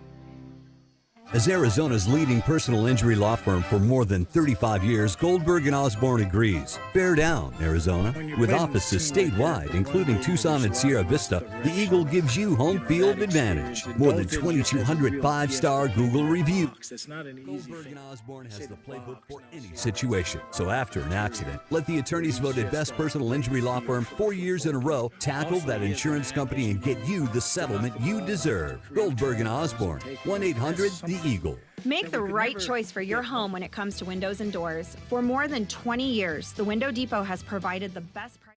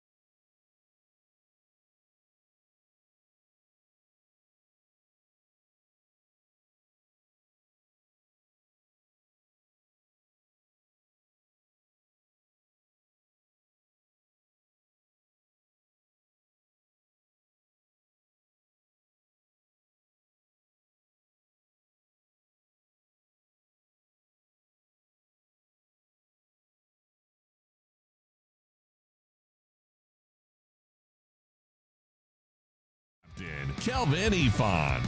Let's take a look at what's happening today around the rest of the country. The College Football Scoreboard is brought to you by Goldberg and Osborne. Goldberg and Osborne, the injury lawyers. Avery Johnson is in the pistol. 2 men in the backfield with him. He fakes to the back, rolls to the right, throws deep, has a man. Touchdown! Touchdown! That is Garrett Oakley for K-State. Number 23, K-State knocks off number 20, Oklahoma State today, 42-20 back home in Manhattan, Kansas. 5 touchdowns total today for Avery Johnson. So a week after they couldn't get anything going offensively in Provo, Utah, they go home to home cooking and put up 6 touchdowns today to get the win over Oklahoma State. So Oklahoma State, all of a sudden, guys, 0-2 to start things off, and that's not going to make the folks in Stillwater happy. They were, again, they weren't the favorite necessarily to win the conference, but they were believed to be maybe the team that was going to be the top program in this conference. Now that Oklahoma and Texas were leaving, and it hasn't gotten off to such a great start for them in that manner. Yeah, they just have not been playing good, man. They have to run the ball, and I'm feeling for my boy Charlie Dickey. They got to run the ball, man. That's their bread and butter. Yeah, Ollie Gordon has been held down now 2 weeks in a row. Other finals today in the Big 12. How about BYU, number 22 in the country now, and 5-0 on the season. They go down to Waco and knock off Baylor 34-28. You got to wonder if Baylor has recovered from what happened in at Boulder last week. Yeah, I'll tell you what, that BYU team is just a tough as nails team, man. They're you were talking about downhill? Yeah. They on a slope. They like to run the ball. We are watching the Colorado game here. They're on the road at Central Florida. It's a good day for the Buffaloes. 41-21. Shadur Sanders in this ball game has 3 touchdown passes. And, guys, we were watching one heck of a defensive interception by Travis Hunter a little while ago. Oh, he did the Heisman pose. You see that after he did? I didn't see it. Yeah, he went. He did it. He did it. So he knows he's up there. He Woodson now, huh? Yeah, he's killing and Glenn, it. you were saying just break down that interception. You were saying or Kelvin, you might have been the one that were breaking it down. You said he was eyeing one receiver and came off that receiver. Yep. Yeah, it was like he was dropping into a cover 3 or he was in a man situation, so he was covering the guy over the top. Then he dropped to the second guy, and once the quarterback didn't go to him, he knew he had to do a check down, and he dove in front of the guy. Perfect timing, gets the interception. Make sure he has both arms underneath the ball because he's going to take the contact into the ground, and usually guys lose the ball when they hit the ground right there. But he made sure he covered all aspects of that interception, but he's making plays where usually they're running them off. They're trying to disguise where they're trying to throw the ball, and he's figuring out everything that they're doing. And like I told you guys, he's not doing that on straight talent. Yeah. He's doing that off play recognition. He understands what they're trying to do. He's taking away the deep guy. If they check down to the second guy, right there too, and then he played the third guy on the check down to the running back. That's just and then he broke 5 yards. That's crazy. It was 5 yards. You don't expect that as a quarterback. You don't expect somebody to No. make up that type of ground. You thinking like, I got an easy one, but Yeah. now as a quarterback, you're probably nervous now to throw it on that side of the field. 2 other games in the Big 12 today will get underway. One is about to start in Houston. The Cougars are struggling at 1-3. They'll welcome in number 18 Iowa State. The Cyclones 3-0 on the season. A couple of 3-1 teams tonight in Lubbock at a 5 o'clock start. Cincinnati, the Bearcats at Texas Tech. The only other game in conference is the one that we will be a part of tonight. The only other game tonight, Arizona and Utah. There is also one other final that has just gone on the board as TCU goes to Kansas City today, Arrowhead Stadium, and knocks off the Jayhawks. The Jayhawks are 1-4. That's a surprise. Yeah, they were picked. They were picked to be up there, and dude, our thing just dropped to 8. Oh, the line. Yeah, the line just dropped to 8. Yeah, absolutely. It's we'll have our best bets coming up a little bit later in the game. Utah a little over a touchdown favorite in the game today. Other scores of note, we're also up here watching Southern California. That game is about to wrap up in Los Angeles as USC, the number 13 team in the country, leading Wisconsin 38-21 after they trailed early in that ball game, 21-10. At the half, they have shut out the Badgers in the second half. Have the Trojans today. Other finals in the top 25. Well, we'll start with last night. Number 7 Miami beat Virginia Tech 38-34 in a game that ended controversially on a ball that was initially ruled a touchdown for Virginia Tech in the end zone on a Hail Mary, but was overturned. It didn't look like he had control of the ball to me when I looked at it. Yeah, that was I thought Miami was going to lose that game. I was like, gosh, they came back. They played pretty good. They're 5-0 now. Miami is 5-0 on the season. Other games today outside of the Big 12, but in the top 25, number 12 Michigan, I should say, beat Minnesota 27-24. The upset in the top 10, 6th-ranked Ole Miss goes down at home to Mark Stoops and the Kentucky Wildcats 20-17. The Blue Cats get a win today. I don't know if Mark Stoops. I think they treat him pretty good there. And, at Kentucky, you win 6 or 7 games. Yeah, right. You're golden. Yeah. You might have a statue if you win 8. Okay? All right? And he has no pressure. No. Why? Someone's going to try. Yeah, and money. Yeah, exactly. That's one of the places. Yeah, and would he leave there? I don't think he – Well, he flirted last year with Texas A&M, but ultimately did not take that job. I would stay. I mean, if you only have to win job 7, stability for sure. Yeah, that Texas A&M job. I'm telling you, you got to win 9 minimum.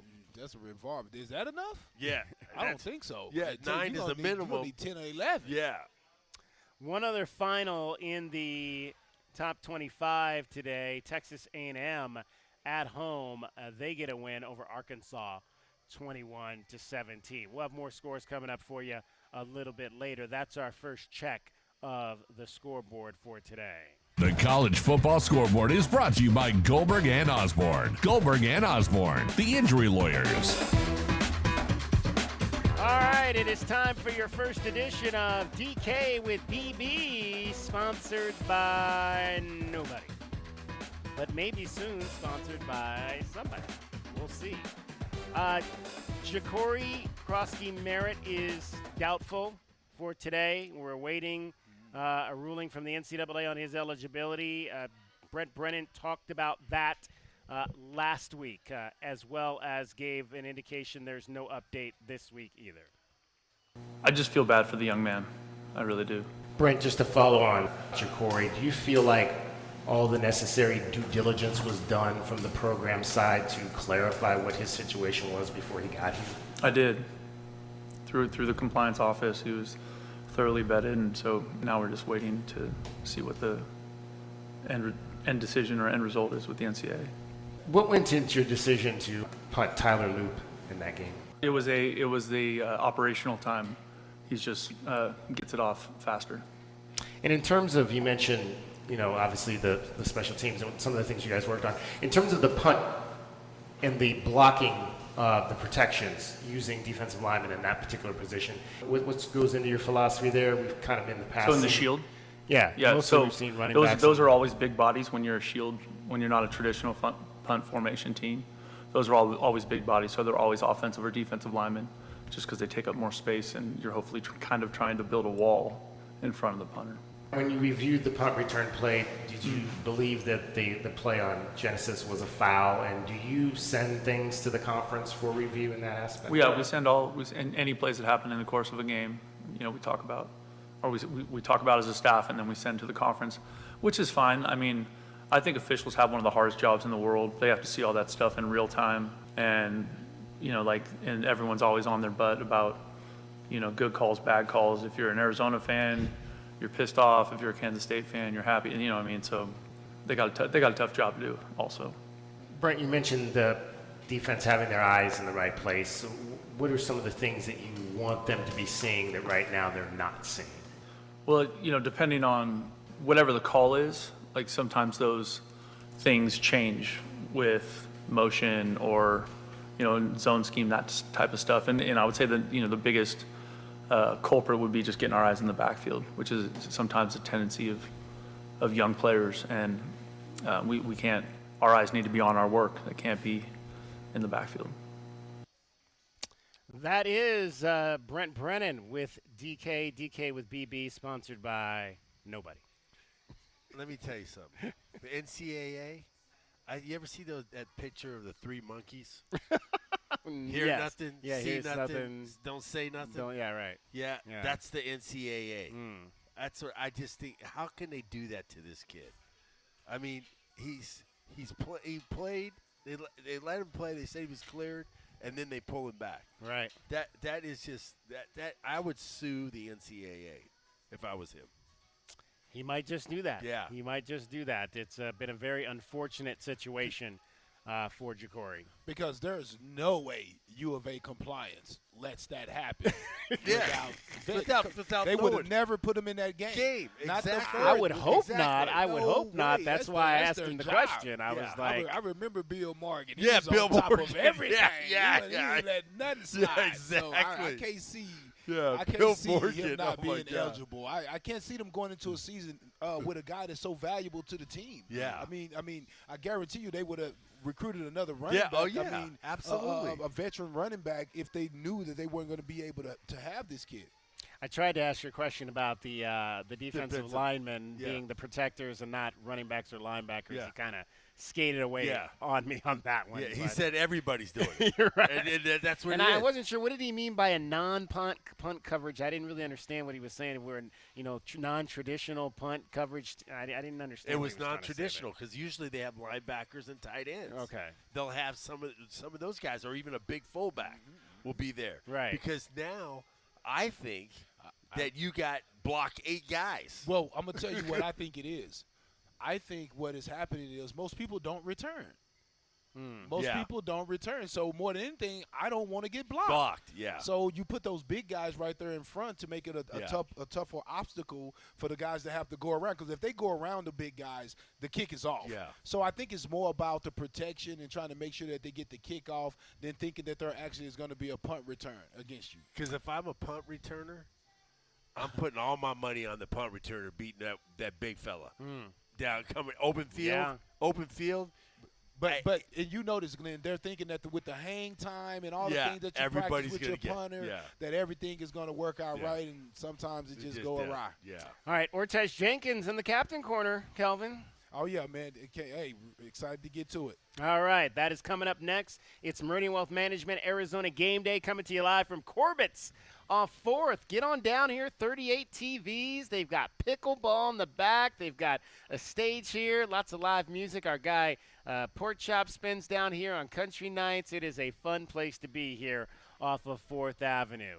Along with Kelvin Efon and Glenn Howe, my name is David Kelly. You're listening to Wildcats Radio 1290.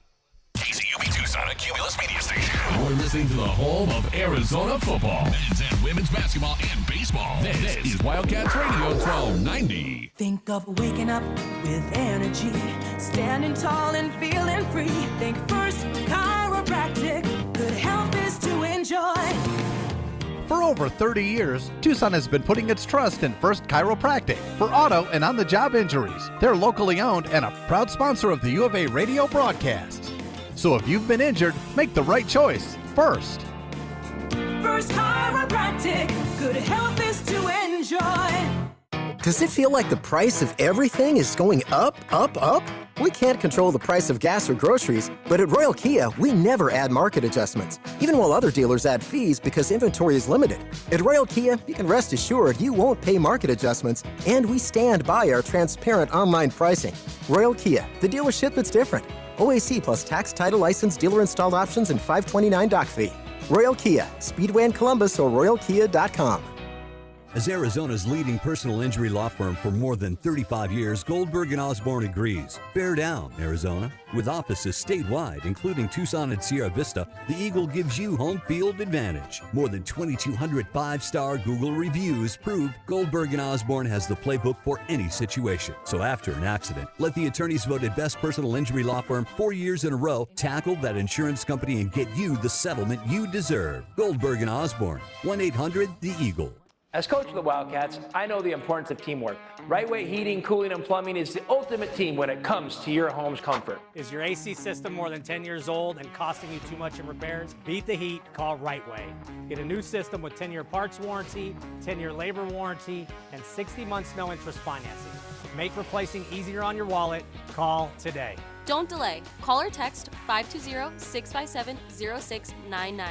If it's worth doing, do it the right way. Joel McHale, live. It was colder in Winnipeg than it was on Mars. What did the people of Winnipeg do when it was colder there than Mars differently?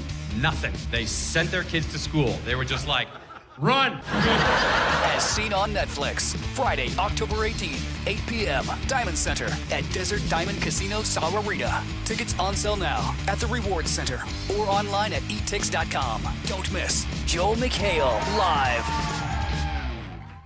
Day in and day out, we're inundated with commercials asking to review your portfolio or telling you to get a second opinion. This is Natalie Fernandez with Meridian Wealth Management, and I want to share the advice I give people every day. Talk to 3 different advisors at 3 different firms. It's important to understand their differences and find someone you can trust. I want Meridian to be one of your 3, and then you will decide who is best for you. To learn more, call us at 719-1433 today. Advisory services provided by Meridian Wealth Management, a registered investment advisor. Did you know collecting sports cards is one of the fastest growing hobbies around? Whether you're looking to start or expand your collection, Showtime Cards is your ultimate destination. As one of the leading card shops in the country, they've been serving our community for over 25 years with the best in sports cards and trading card games. From rare finds to the latest releases, Showtime Cards has it all. Check them out at ShowtimeCards.com or visit them today at 5801 East Speedway. And discover why collectors everywhere trust Showtime Cards for their passion. Hey homeowners, are you ready to chill out and go green? Goodfellas Air Conditioning can help. Introducing our latest lineup of energy-efficient systems featuring the new R32 refrigerant. It's cooler, greener, and better for the planet. You'll enjoy lower energy bills and a smaller carbon footprint. Not a fan of change? Goodfellas has a surplus of reliable R410 systems available. Unsure about what system you have or have questions? Give us a call for a free inspection. Goodfellas Air Conditioning, keeping it cool, keeping it green, and always keeping you comfortable.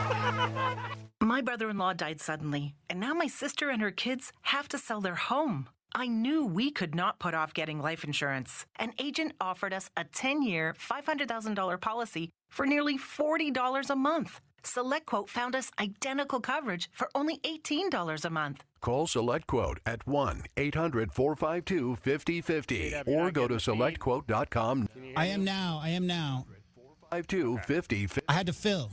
Example policies at SelectQuote.com/commercials. Do you have heart failure and often hear, those stomach issues ruined your birthday? You're too tired to play catch, Grandpa. Sweetie, you haven't touched your tools since the carpal tunnel syndrome diagnosis. If these seemingly unrelated symptoms sound familiar, talk to your cardiologist and ask about transthyretin amyloid cardiomyopathy, or ATTR-CM. A rare and underdiagnosed disease that gets worse over time. Learn more at connecttoyourheart.com. That's connecttoyourheart.com. Sponsored by Pfizer.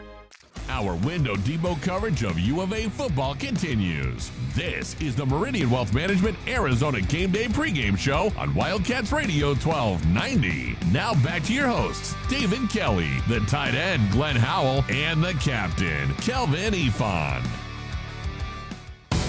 Gather up, Wildcats fans. It's time to hear from our captain. It's time for our pregame speech. Captain's Corner is brought to you by Jack Furrier Tire and Auto. And now, here is the captain, Kelvin Ifan. Welcome into this week's edition of the Captain's Corner, presented by Jack Furrier Tire and Auto. I'm Kelvin Ifan. Our guest today is Ortiz Jenkins, quarterback from the class of 2000 here at the U of A. Ortiz, how you doing today? Doing great, gentlemen. Doing great, K-Eve. How you been? Oh, man, I'm doing great. I always have to say this, Mr. Ring of Honor, Mr. Leap by the Lake, and my QB from, back in my day when I used to get it on, man. Hey, man, it's an honor to have you on. Tell the people a little bit about what you've been up to. Things are good, man. I have a foundation called One Body You Foundation. It's what we are an organization that help underprivileged athletes or underprivileged communities get opportunities to travel across the country to go to different colleges, doing unofficial visits. And then we provide also summer camps for the kids at my facility at One Body Strength and Conditioning, which I'm the owner and president of as well, which is a personal training studio here in Long Beach. So I've been doing that for a while. Things are good. Things are moving and shaking, and life is good. No complaints. Well, hey, I know you're doing all these great things. Tell me a little bit about more about some of the quarterbacks that you're mentoring, because I know that you stay back and you I don't necessarily think you're coaching the football, but I think you're there. Tell me a little about what you're doing with that. Yeah, well, I got about 10 quarterbacks in my stable. I have a kid named Jaden O'Neal. He's the number 1 quarterback in California by ESPN. He's a 2026 junior. He's committed to the University of Oklahoma. And then I have about 7 or 8 other quarterbacks. I got a kid named DJ Mitchell, who is a 2027. He's a sophomore at La Mirada. Chance Thomas is out of Western High School. I have a kid named Alex Medine out of Chino Hills. Ashton Purnell, which is out of Loyola. So I got a slew of quarterbacks that's in my stable. A couple young bucks. A kid named Elijah McDaniel, who's out of Warren High School. So we got a group of kids, Jaden being the highest right now that we work with, just trying to help those guys get to the next level. So over the last couple of years, I started doing quarterback camps, and then I'm also volunteering at a couple of the high schools to help with their quarterback play as a consultant. Man, always helping and giving back. So now let's talk a little football as far as U of A. Tell me some of your experiences with Coach Babers. I know he was our offensive coordinator. I know that you had Homer Smith before Coach Babers, right? Yes, sir. Okay, so yeah, I mean, we get.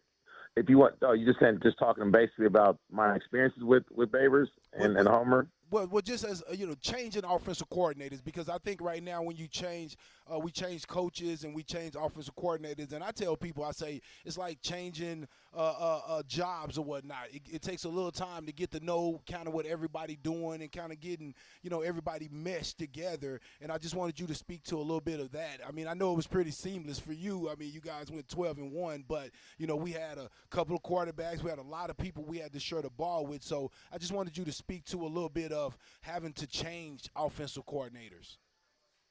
Yeah, I mean, every coordinator is different. Every offensive style is different. Schemes and philosophies are different.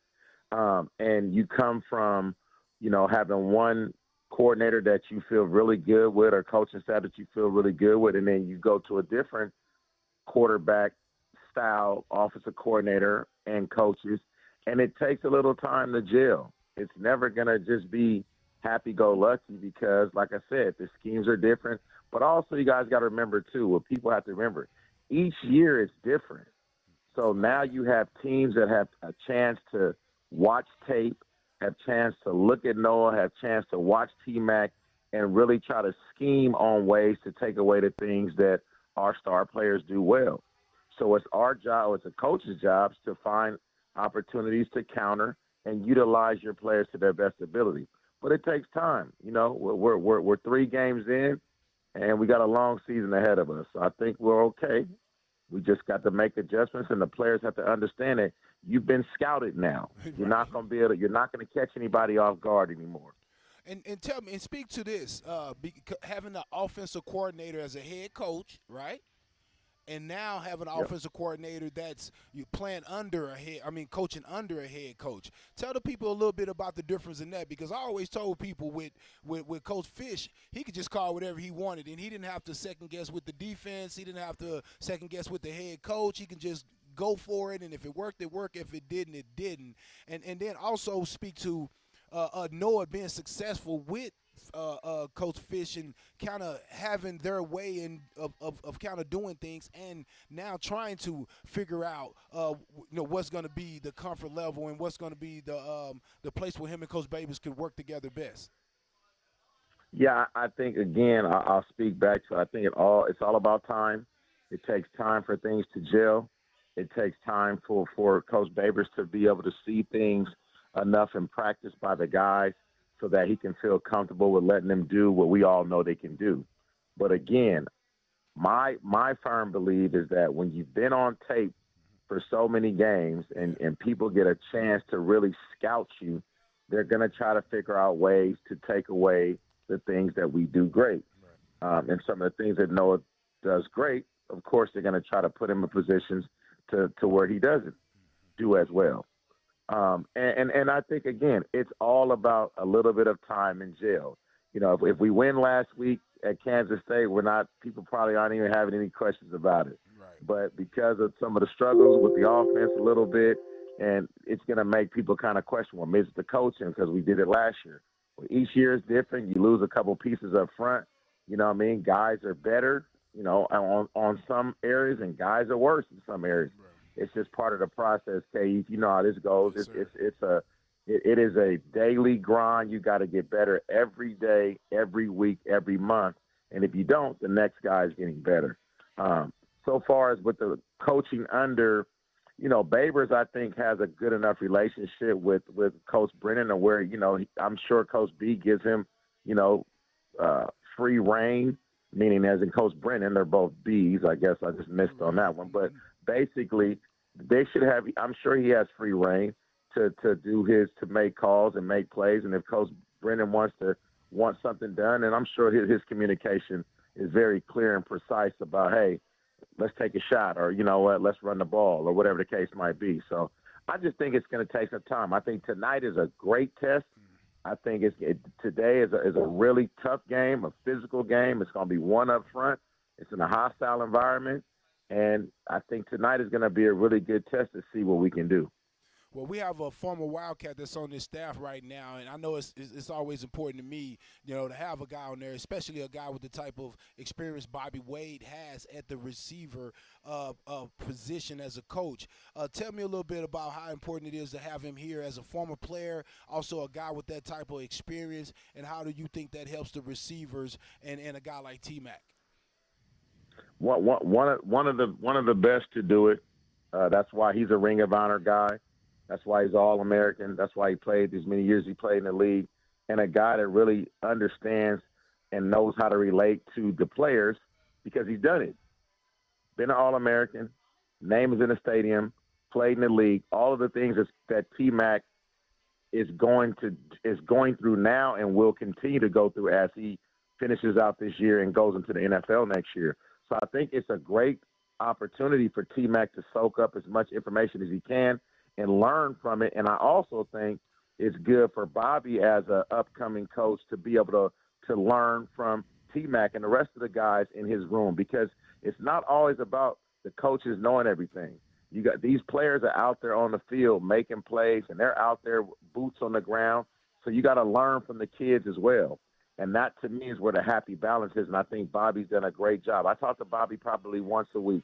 We talk all the time, just about football, recruiting, you know, the players, you know, how things are going. So I think it's a great relationship, and I think T-Mac, it's good to have somebody that's done it, because now he can respect Bobby coaching in the way that he does it based upon he knows that Bobby's been in those shoes before at a high level. At the highest level, right. You know what I mean? Yes, sir. So first I want to ask you, how many games have you had a chance to watch this year?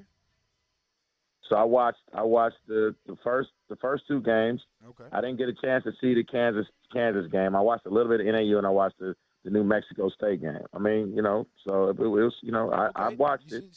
I seen some highlights. I seen some highlights of the Kansas State game. Okay. But I got the breakdown. I know T-Mac had 11 catches, 130 in the air. I know Noah didn't have any touchdown throws, about 230, 40 yards of passing. So I kind of paid attention to it. Had a pick. I seen that. So I've been on it enough. Okay. So what I want to ask you is, what do you think when you – because I had my opinions on T-Mac getting so many balls thrown his way. I thought, you know, the NAU game, I thought they were there and the opportunity was there, and they was, you know, kept playing them one-on-one. So, hey, you go for it or whatnot. But I wanted to know, you played with Dennis Northcutt when he was at the top of the top as far as receivers in the nation, especially the Pac-12. Tell me a little bit about how did you guys figure out how to spread the ball around to keep Dennis where he could be effective? Well, anytime you got a slew of receivers, of which I had, which was not only Dennis Northcutt, but Jeremy McDaniel, I had Brad Brennan, Tron Candidate, yourself is in the backfield. You were a great running back that could catch out the backfield. Spreading the ball around is very important. It is very important. It's important so that way you can make sure that, one, the guys get fed and stay locked in the game, but also, two, is you keep the defense honest. So you got to use your tight ends. You know, Brandon Malamaluna, Mike Lucky, the guys that I had. You got to be able to get other guys involved just because it just keeps everybody locked in, focused on what they're doing, and it keeps the defense honest as well. Ortiz Jenkins is our guest in the Captain's Corner, brought to you by Jack Farrier Tire and Auto. Jack Farrier since 1960. We're here to get you out. We're here to get you there. Ortiz, tell me a little bit more about what do you think a successful season will be for this team and this staff? Because is it because I mean, you guys tell me, is it because of that the team had the success last year that all of a sudden the rule changes a little bit when a new coach comes in? He has a little time to, kind of get it organized and everything. So talk to me a little bit about what do you think of a realistic successful season is for this team? I mean, I ideally, the most success is to win tonight. But if you're looking at long term, ideally, I think we're a 9-win football team. 8-9-win football team. If you really look at our schedule, we can win in our schedule, if you ask me. But I do think there is pressure on Brent to be successful and to win now, based upon the fact you have a quarterback that comes back with experience, you got an offensive line that's experienced, and the weapons that we have on offense and defense. So I do believe that it is it's a win now. It's not you have time type situation, if I'll be honest. And I think that they feel that and they understand that. I mean, with the guys that we have, we should be able to win games. Without question. And okay, so Ortiz, you were a part of the 12-1 team, and you came back the next year, and you guys ended up 6-6. I'm telling guys they lost a lot when you lost a Cowing, you lost a first-round offensive tackle, you lost some guys to the portal. Speak to a little bit of some of those guys that you lose, even though you bring back a nice core of guys. Speak to a little bit about the guys that you do lose and how that affects the team. Listen. Anytime you lose starting big, whether or not it's an impact starting big, listen, it makes a difference. I don't care what nobody says. When we were 12-1, the reason why we were 6-6 is because we lost a lot of the dogs that we had, which were the guys like yourselves, the Mike Luckies, the Paul Shields, the unsung heroes. A lot of guys that were interior and doing things that real men got to do in this football game. And when you lose bigs like that, it puts a lot of pressure on you because those guys are hard to replace. Those unsung heroes are hard to replace. So, yes, for sure, losing guys every year is different, Cave. You remember how Coach Tommy says it? Just because you come back with the same team don't mean you the same team. Right. Every team is different every year. It doesn't matter. And we've seen that. And we've seen that with the NAU game. We've seen that with the dog fight with New Mexico State until the end. And then, last week it's a dog fight. And tonight, to me, tonight is gonna tell the character of what we got. We've been off for a week. We had a bye, and we're going into a hostile environment. And the way that we respond tonight, I'm looking forward to this game to see exactly how we're going to come about with this. Yes, sir. Well, I always got to get you on every year. I got to get you on and hear your perspective, man. You always come with the knowledge. Our thanks to Arizona 2000 quarterback Ortiz Jenkins for joining us this week in the Captain's Corner. Appreciate you. Yes, I appreciate you. And that's your Captain's Corner with Kelvin Efon. Captain's Corner is brought to you by Jack Furrier Tire and Auto. Our Window Depot coverage of Arizona football is getting you closer to kickoff.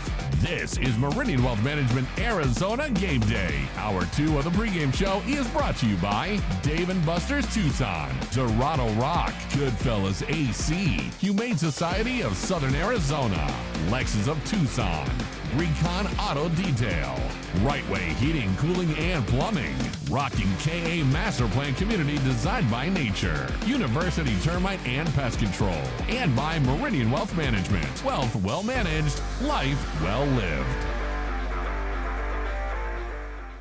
Sean Furrier for Jack Furrier Tire and Auto Care. If you're driving right now, you may not be thinking about your tires, but chances are they've been tested before. Like that time you swerved to avoid the stray shopping cart that rolled into the street from nowhere? At Jack Furrier's, we've helped Arizona drivers navigate these extreme moments for over 60 years with the right tires. And right now, we've got more rebates and savings than ever. Now's the time to buy. Check out jackfurriers.com for all the details. Jack Furrier Tire and Auto Care, here to get you there. Experiencing the natural wonders comes easy at Rockin' K. Nestled at the base of the Rincon Mountain foothills, enjoy stunning mountain views up close every day.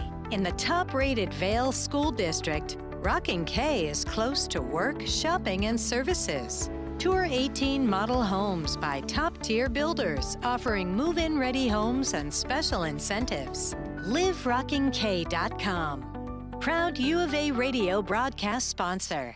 Honey, our yard's full of weeds. Looks like a jungle and the neighbors are complaining. I know. I'm trying to get rid of them, but the product I'm using, it doesn't work. Oh. Not to mention, I don't have the time. But it's not just weeds. It's not? No, I'm seeing ants. Ants? Yeah, and spiders. Ooh, spiders. I know, and I think I saw a scorpion. No way. Yes way, and there's a pack rat in our garage. Ew. Okay, I'll call University Termite and Pest Control today. We'll get rid of all of them. Okay, honey, thank you. University Termite and Pest Control, locally owned. Find them online at bepestfree.com. For 100 years, O'Reilly Chevrolet has been part of the fabric of Tucson, just as our Chevy trucks are part of the fabric of America. With that in mind, we're proud to announce it's officially truck season. And this year we have Motor Trend's Truck of the Year, the all-new Chevy Colorado. Test drive your new Chevy truck on Broadway next to Park Place Mall. Call 747-8000 or check out our entire lineup at O'Reilly.com. Don't miss truck season, going on now at O'Reilly Chevrolet. Together, let's drive. O'Reilly Chevrolet. Do you trust those in charge of your financial future? Trust is founded on 3 core principles: competence, honesty, and benevolence. Those making decisions about your financial future should always place your best interest ahead of their own. I'm Natalie Fernandez-Lee, and at Meridian Wealth Management, fostering trusted relationships with our clients is our top priority. Call us at 719-1433 or visit meridianwealthllc.com to learn more today. Advisory services provided by Meridian Wealth Management, a registered investment advisor. Joel McHale, live. It was colder in Winnipeg than it was on Mars. What did the people of Winnipeg do when it was colder there than Mars differently? Nothing. They sent their kids to school. They were just like, run! As seen on Netflix. Friday, October 18th, 8 p.m. Diamond Center at Desert Diamond Casino Sahuarita. Tickets on sale now at the Rewards Center or online at etix.com. Don't miss Joel McHale live. Come out to Dave & Buster's, the best place outside of the stadium to see the games this football season. Monday and Thursday, get all-you-can-eat wings with game card for $19.99. Sunday, get in on the chance to win a big game watch party at Dave & Buster's in front of the big screen, plus other big prizes and weekly winners. Join them now through October 22nd, all day, every day. They'll be offering $5 22-ounce drafts only at Dave & Buster's. Make Dave & Buster's your place to watch the games. JT Auto, where customers are family. Trust your vehicle to JT Auto professional and reliable automotive repair and maintenance services. JT Auto is conveniently located off Fort Lowell and Country Club. Open Monday through Friday. JT Auto is a full-service auto shop with satisfaction guaranteed, offering you the best in tires and wheels, auto repair, oil changes, computer diagnostics, suspension and brake service, and heating and AC. Bring your car to JT Auto, where customers are family. 623-7066. That's 623-7066. Wildcat Nation. Are you ready? Touchdown, Arizona. Gunnar Maldonado. Noah straight back to throw. Got him in. Hot. Touchdown, Arizona. He's sacked by Jacob Manu.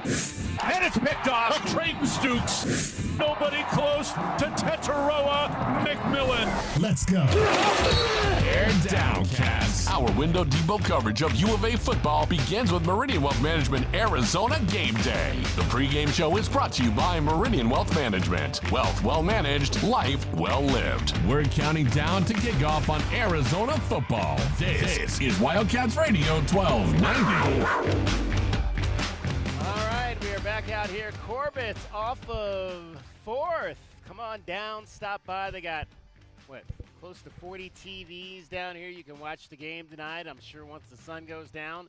It'll be a great place to watch some college football. 7:15 kick tonight, 8 o'clock tip for the first ever Big 12 home game in Wildcats history, guys. 8 o'clock. I'm like, what? Well, and here's the thing. Here's what I said about that this week. Well, one, because everybody thought we were getting these glorious new early start times in this conference, and all you need is a day like today when it's 106 degrees to realize why we're not playing early games, at least at home. But the thing about it is that, and I think I had this conversation earlier this week, is that you got marketable players on this roster, and networks want teams with marketable players. You've got arguably maybe one of the best wide receivers in the country that plays to the networks, and that's why you're going to be on ESPN tonight, and you're going to be on the main Fox network next week. Absolutely. I think, but 8 o'clock. I know we couldn't play that game because next week it's prime time in the West. Next week it's West supposed to be Coast 100. time. It's supposed to be 106 on the next Friday, next Saturday. Next Saturday. Wow. Well, see, there you go. That's another reason. You're still at temperatures above 100 degrees. And then the week before, I saw on my phone, it was supposed to be like 80 this week, and it blew up to like 110.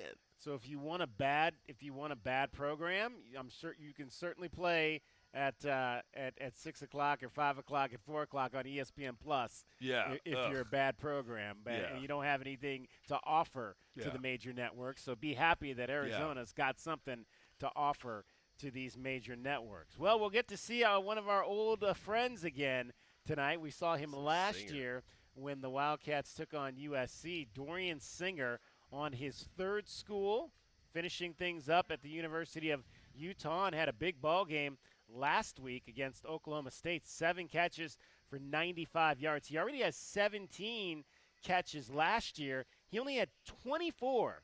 And this was one of the things that a lot of people pointed to. He left and went to what he caught 84 balls, I think, in the 2 seasons he played here, and most of that was in the second season. That he caught all those balls. He went to USC and caught only 24 passes, and he already has 17 in the Utah offense this year. Yeah, I mean, he definitely got frequent flyer miles. He's going everywhere. But you know what? Good for him. If he wants to get out, get a different place to play, and he feels comfortable, that's the way it is now. We can't hate him for it. Oh, no, we got Cowan. Yeah. So, that's the way it goes. We got Cowan from UTEP, and he went to USC, and now he's at Utah. It's just what it is, guys. We just got to keep it pushing. This is the day. This is the way it is now. He had 5 catches for 66 yards the week before, so he's over 150 yards in receiving the last 2 ball games. Kyle Whittingham on Dorian Singer. I've liked everything about Dorian's play, and very valuable. And I think what you saw Saturday was more indicative of what we should be able to utilize him, week in and week out. That was his most productive game of the season on Saturday, and he's a complete player. He'll block for you. He's made some big blocks for us this year in the run game. He's tough. His hands are incredible. I mean, you saw some of the catches he made that comeback where he scooped the ball up literally inches from the turf. The one he pinned against his head. So he's a big time talent, and I'm sure he'll be extra motivated this week because he was on the Wildcats a couple years ago. So he's on course right now in terms of just the regular season to catch 50 balls. 66 was the exact number he had here at Arizona back 2 seasons ago. Played against some of these defensive backs he'll face today. Dalton Johnson on if there's still a rivalry between Dorian and the fellas. Dorian's a good receiver. He's a good guy. He's just on a different team now. If the ball is, coming his way, he's most likely coming down with it. So, you got to be in good position and, have strong hands versus him because, he can catch the ball well. He's going to get it. And we still really don't know who the quarterback is going to be today for the Utah Utes. Is it going to be the veteran Cam Rising? Did you hear? And I didn't put this in. I totally forgot to put this soundbite in. Actually, I think it's coming up in the next version of DK with BB. I think we've got that in there. But this is the 7th season that Cam Rising has been on a college roster between redshirt, medical redshirt, and COVID year, plus 4 years actually that you get to play. He's hurt, though. They tried to give it a go in warm-ups last week. It didn't work out. Let's hear from Kyle Whittingham on the process of evaluating his two quarterbacks and who is going to play tonight. I can say that Isaac and Cam was a right before kickoff decision. It was not, we're trying to be gamesmanship or any of that stuff. It was, let's see how Cam functions in pregame, and then we decide who gives us the best chance to win. And so that was the decision made literally, 20, 25 minutes before pregame or before kickoff. So. Kyle, can you tell us what Cam wasn't able to show you before kickoff? Not enough velocity on the ball, plain and simple. Just not able to spin it like he needs to, and just didn't have that zip on the ball. And we had structured things in practice during the week where there was a possibility that Isaac would be the starter, so we gave him the 1 reps a couple of the days. Gave Cam some time off later in the week to see if we can get those, get it feeling better, and then test him pregame. That was the plan. So we followed the plan. There was nothing that surprised us, and made the decision we made and went with it. Kind of staying on that a little bit, with how well Isaac is playing, does that give you a little bit more leeway with that, or do you try to rush Cam back? How does that kind of work in your mindset? First of all, it's great to see Isaac's progression, but the bottom line is whichever quarterback gives us the best chance to win is the one that'll play. And obviously we're not going to put Cam out there if there's a health risk that the medical people haven't cleared. And so but he was cleared for last week as far as just, you can use him, and just up to you guys what decision you make. So we're not going to, I think we're past that point where you have to worry about re-injury or anything like that. What specifically have you liked about Isaac's progression? Everything. His confidence, his command of the offense. He's got, I've said before, he's got the it factor for a quarterback, and that's so critical. You got to have the guy that has that it factor, that leadership, and the players really sense it. They love playing for him. I mean, they got a ton of confidence in him, and he's fearless. He's an excellent runner. You saw him rip off that 40-plus yard run, which is huge at the time. And so we're real pleased with really every aspect. And, well, obviously they got to be careful with the kind of, up and down health of Cam Rising. Although he can run, you probably don't want to be running him too much tonight, because especially if you're not necessarily confident that you can put Cam Rising in there. Now you're down to your third quarterback, and that could become problematic for this team. But, again, it's Utah. You mentioned earlier in the show, guys, that this is always a team that's got a veteran presence to it. With a lot of older guys. I mentioned 7 years for Cam Rising. They've got the younger Pittman brothers on this team, too. Micah Pittman, who we saw years ago at Oregon. He's in year 6 now on his third school, having gone from Oregon to Florida State, and now out here, although he hasn't seen a whole lot of reception so far. And my understanding, this is the last year of the COVID year. Yeah. So we're going to start getting back to normalcy of 4 or 5 year guys, So that's, unless they have a medical red shirt, those are the things that are different. But, then now I think we're going to get back to, some serious, some different recruiting, because if you have these older guys that are all out there, you want to bring those guys in because they're experienced. You'd like to have those guys in there, and being with your young, if you have a younger team, you have older guys that you can bring in, that helps your ball club. Yeah, and I think the pressure to win is going to continue to have them looking for older guys. I just think that's just what it's going to be now. I mean, you can go in and go and get guys from the NAIA Division IIs, wherever you have to find them. The pressure is on right now to have guys available to get it done. The Goldberg and Osborne injury lawyers scoreboard. Another Big 12 game has gone final. Colorado knocks off Central Florida by a score of 48-21. Shadur Sanders finished the game 28 of 35, efficient, 290 yards. He threw for 3 touchdowns in the ball game. Travis Hunter had 9 catches for 89 yards and 1 touchdown. And we mentioned earlier He also had an interception on defense today for the Buffaloes, who are now 4-1 and 2-0. So are they going to start falling in love with Dion again? It's like they broke up. He's won his first 2 games in the Big 12. Yeah, so they I broke think up. Right. And everybody was just dogging him, throwing him underneath the bus. They're just grinding him underneath the bus. Then they were backing up on the bus and then running over. They were for sure. Let's hear from Brent Brennan on how Utah's offense changes when Isaac Wilson is playing quarterback and not Cam Rising. I think you probably see a little bit more quarterback run with the young guy, but so much of who they are is predicated on playing their style of football, which is run the football and, utilize your tight ends and find a way to get the ball to receivers at the right time.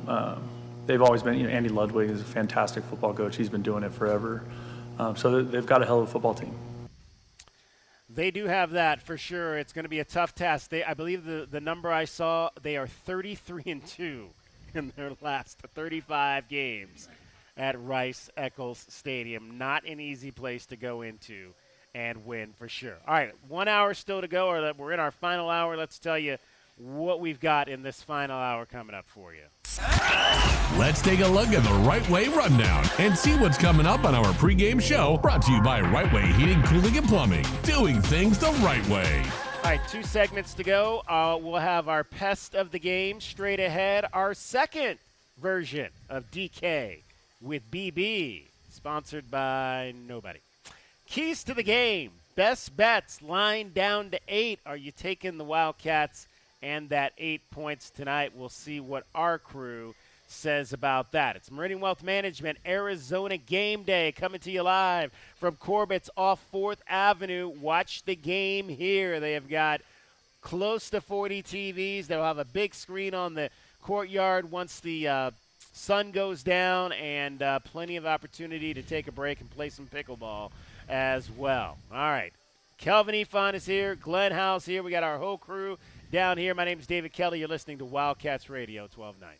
Our Window Depot coverage of Arizona football continues. This is Meridian Wealth Management Arizona Game Day. Hour 3 of the pregame show is brought to you by Broadway in Tucson, Cool Willie's Air and Plumbing, Drain Medics, First Choice Pools, Goldberg and Osborne, the Injury Lawyers, Kaiser Garage Doors and Gates, O'Reilly Chevrolet, Showtime Sports Cards, Tucson Police Department, and by Meridian Wealth Management. Wealth well managed, life well lived.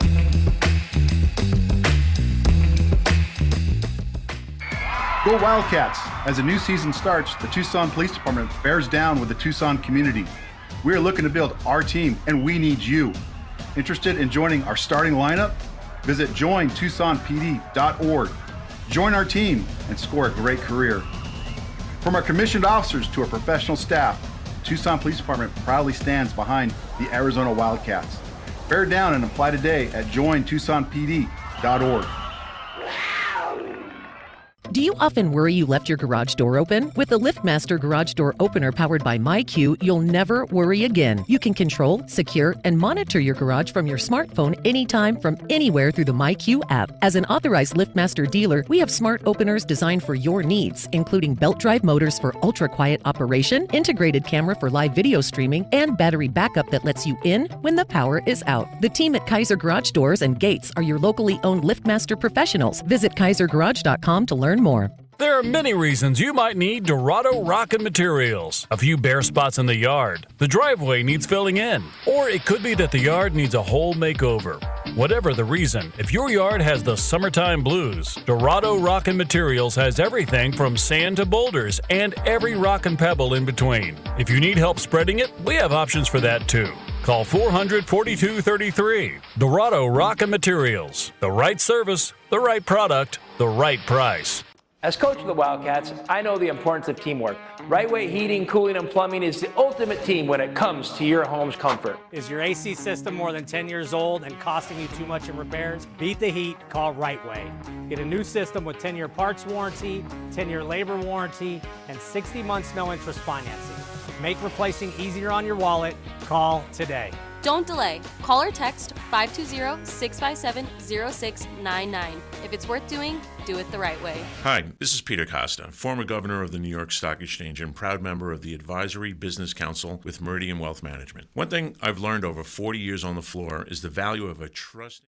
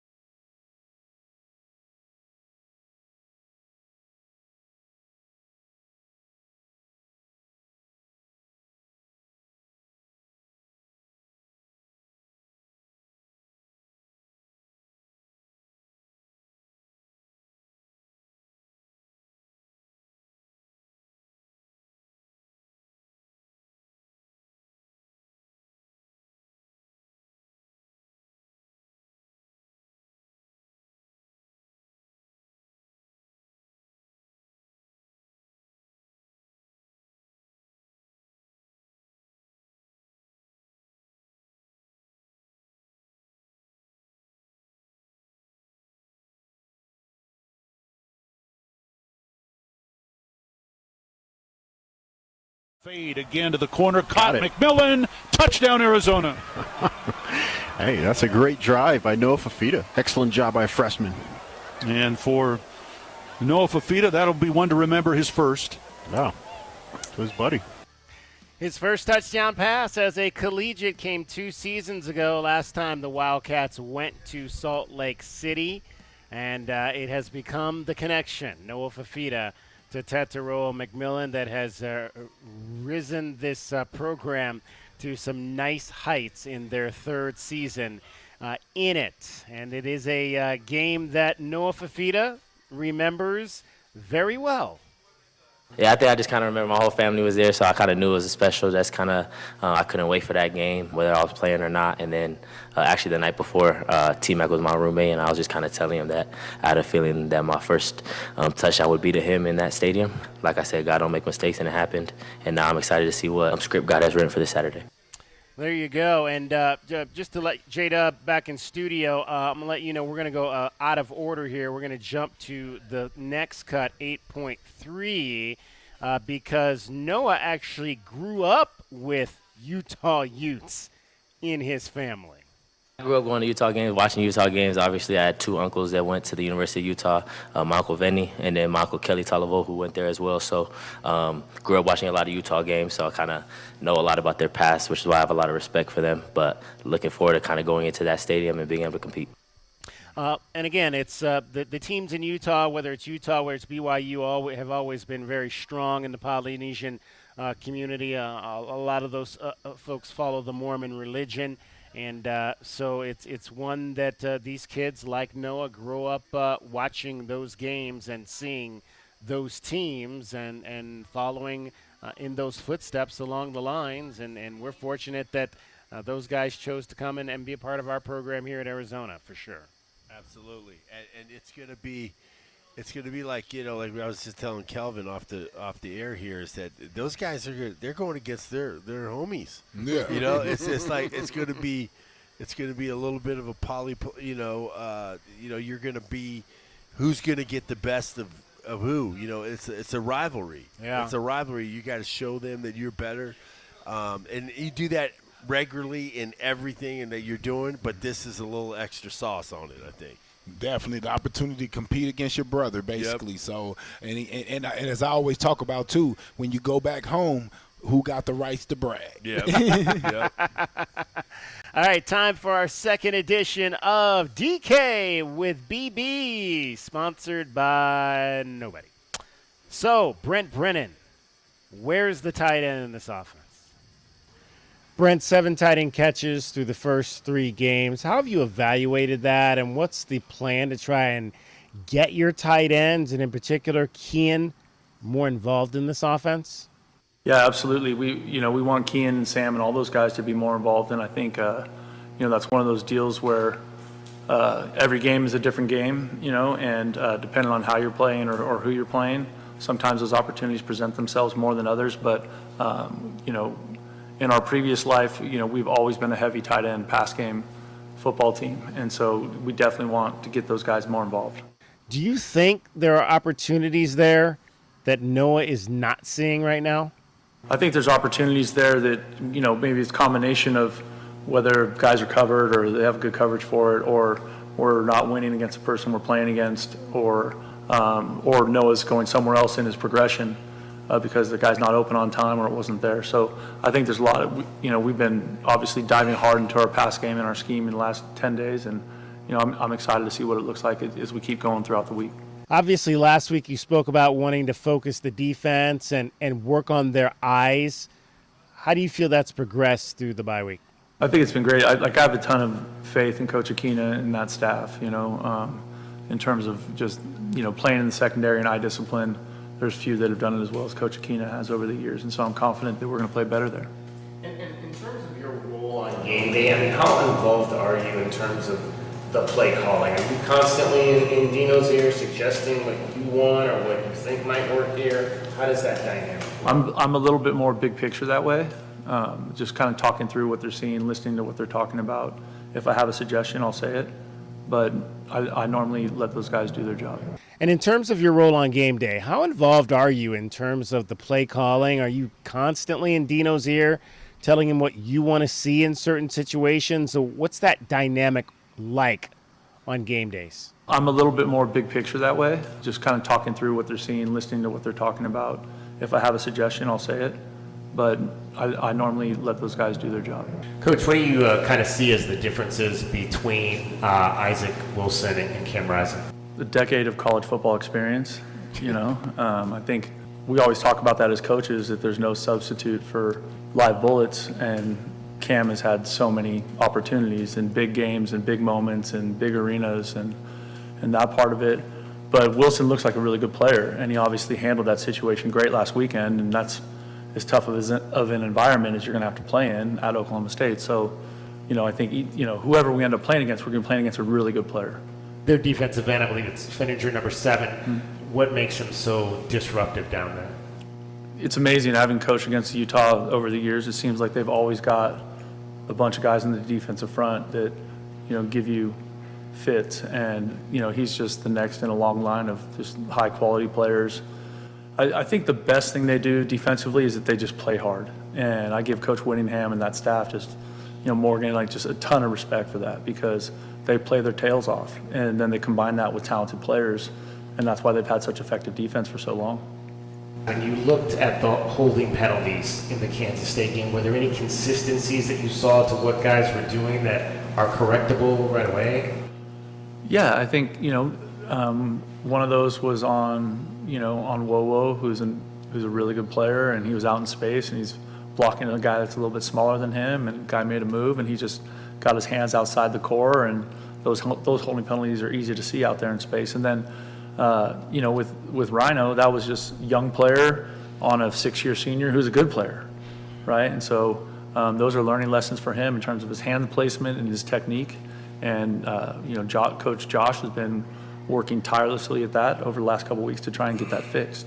KCUB Tucson, a Cumulus media station. You're listening to the home of Arizona football, men's and women's basketball and baseball. This is Wildcats Radio 1290. All right, that is DK with BB. We gave you 2 of those because there was a bye week sponsored by nobody, but it's always great to chat with the head coach of the Arizona Wildcats at his weekly press conferences on Monday and Tuesday. There was one other thing I think he said in the first – go ahead, Glenn. I think you had something I was going to say about the tight end. Yeah. You got to understand when it's a tight end, you have very little time to get open, okay? Okay, so if you're getting hit and you're getting knocked around, they're going off of you right away. Yeah.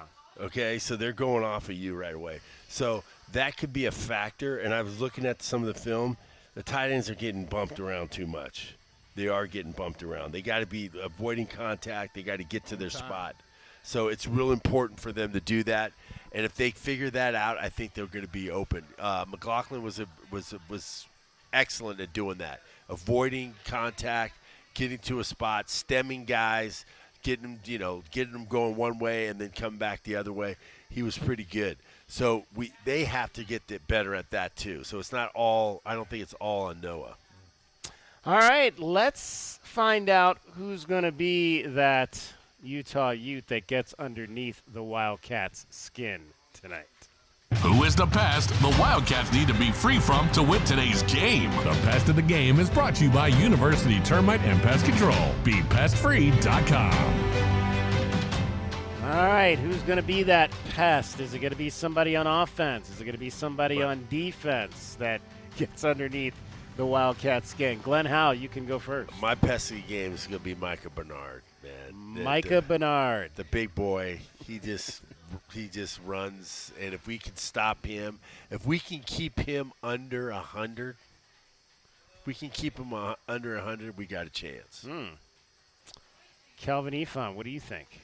I think I'm going to go offense as well, and I'm going to go with Dorian Singer. I think that he really wants to, you get a chance to play against your brothers that you played with once before. You want to show them that, what you can do. So, he's a guy that I think they better keep an eye on. All right. I think I'm going to go defense then because you guys go offense, and I like guys on defense. How about, back in the day, we had a pretty dynamic defender who went by the nickname of Scooby. Yeah. Utah's got a pretty dynamic defender who goes by the name of Scooby. Elijah Scooby Davis, their talented cornerback who has started now 2 of the 4 games this season, coming in for an injury. I'm going to go with Scooby Davis, who has a pair of interceptions this year, making his name known, and on the defensive side had an interception last week in the big win at Oklahoma State. So, again, this is an offense in Arizona that is trying to find its way, and if Noah Fafita isn't quicker with the ball like he wasn't on the one that got picked off last week in the end zone, or 2 weeks ago now at Kansas State, we could potentially, hopefully not, but see more of that. So I'm going to go with Elijah Davis as my pest of the game. So we've got Elijah Davis, Micah Bernard, the running back, and our former friend Dorian Singer, the wide receiver. That's our Pest of the Game, brought to you by University Termite and Pest Control. BePestFree.com. All right, we're rolling down the final half hour of our program here. Come on out and join us. We are at Corbett's off of 4th Avenue. It's a great place to watch some college football. More games are starting to go final on the top 25. Texas wins today over Mississippi State, 35-13. We mentioned earlier the major upset on the Goldberg and Osborne injury lawyer scoreboard. Kentucky knocks off number 6 Ole Miss, 20-17. USC completed their game against Wisconsin at the Coliseum. The Trojans, number 13 in the country, knock off Wisconsin 38-21. And a game involving 2 top 25 teams today in South Bend goes to the Irish. Notre Dame knocks off Louisville 31-24. So the Irish 4-1 on the season so far this year. All right, we've got one more segment left to go. We're going to have our keys to the game. We will hear also in the final segment coming up from Brent Brennan, Ricky Hundley as well. How about Ricky Hundley winning Dancing with Tucson Stars. Did he win that? He won it. He looked like he was slow-mo. Don't let him hear you say that. I would tell that to him. I said, do they have a slow-mo? I saw that. I saw him doing it. He won it. He won it for sure. Congratulations to our guy. It was rigged. The person that donates the most money? Is yeah, that exactly. How it works? Yeah. I don't know. I don't know anything about that. All right, so we'll hear from Ricky. We'll get his thoughts on the defense. He was a guest earlier this week on the Brent Brennan Show, which we carry every Monday night right here on Wildcats Radio 1290. We got J.W. Madden back in the studios piloting the ship here on site along with Kelvin Efon and Glenn Howe. I'm David Kelly. You're listening to Wildcats Radio 1290. Get your backyard summer ready with a custom pool from First Choice Pools. A backyard oasis built around you. First Choice is a full-service builder of beautiful in-ground pools and backyard designs for years of staycations. If you want to dive in this summer, now is the time to visit TucsonPoolBuilder.com. First Choice Pools for installs, renovation, remodeling, and repair. Get started today at TucsonPoolBuilders.com. Ask about our 60-day pool. To be summer ready, First Choice is the only choice. Does it feel like the price of everything is going up, up, up? We can't control the price of gas or groceries, but at Royal Kia, we never add market adjustments, even while other dealers add fees because inventory is limited. At Royal Kia, you can rest assured you won't pay market adjustments, and we stand by our transparent online pricing. Royal Kia, the dealership that's different. OAC plus tax, title, license, dealer installed options, and $529 doc fee. Royal Kia, Speedway in Columbus or RoyalKia.com. Experiencing the natural wonders comes easy at Rockin' K. Nestled at the base of the Rincon Mountain foothills, enjoy stunning mountain views up close every day. Visit Lennar's 2 communities in Rockin' K with home savings up to $25,000 and limited time interest rate and closing cost incentives on select move-in ready homes. LiveRockinK.com. Designed by nature.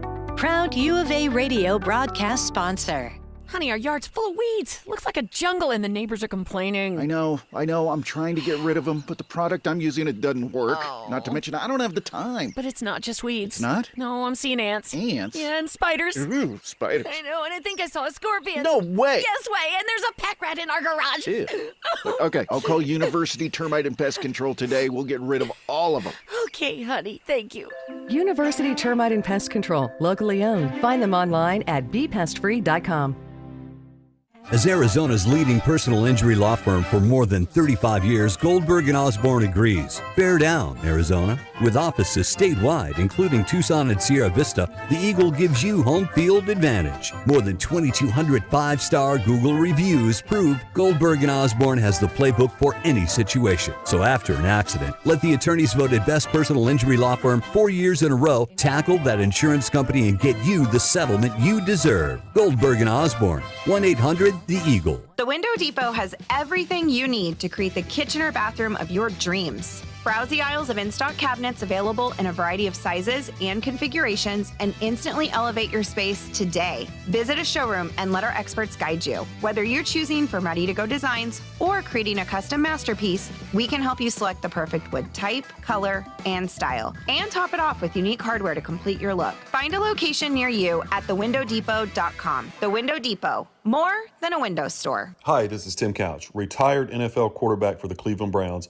partner at Meridian Wealth Management, and proud member of Meridian's Tucson Advisory Business Council. It's my favorite time of year, college football season. I've always been a proud Wildcat. As our firm has grown in Tucson with Ruben and Natalie Fernandez, I now cheer on 2 Wildcats every year. My alma mater of Kentucky, of course, and our U of A Cats. Here's to a great football season, and go Cats. Advisory services provided by Meridian Wealth Management, a registered investment advisor. JT Auto, where customers are family. Trust your vehicle to JT Auto professional and reliable automotive repair and maintenance services. JT Auto is conveniently located off Fort Laurel Country Club. Open Monday through Friday. JT Auto is a full-service auto shop with satisfaction guaranteed, offering you the best in tires and wheels, auto repair, oil changes, computer diagnostics, suspension and brake service, and heating and AC. Bring your car to JT Auto, where customers are family. 623-7066. That's 623-7066.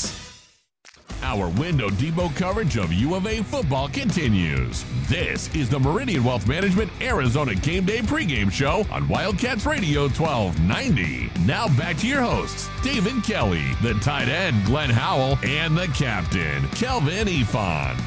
1st and 10 Wildcats. They lead 15-10, 9:40 to go in the fourth. Handoff. Conley weaving his way down the side. Riscano near side. Foot race to the end zone. Riscano will score it. Touchdown, Arizona. What a run. Riscano explodes up the sideline and literally goes untouched. I mean, you see that big guy get going forward, man. That's a scary thing. I mean, it looked like just a kind of an innocent roll to the left, and then he hit the accelerator and nobody could catch him. Yes, he did.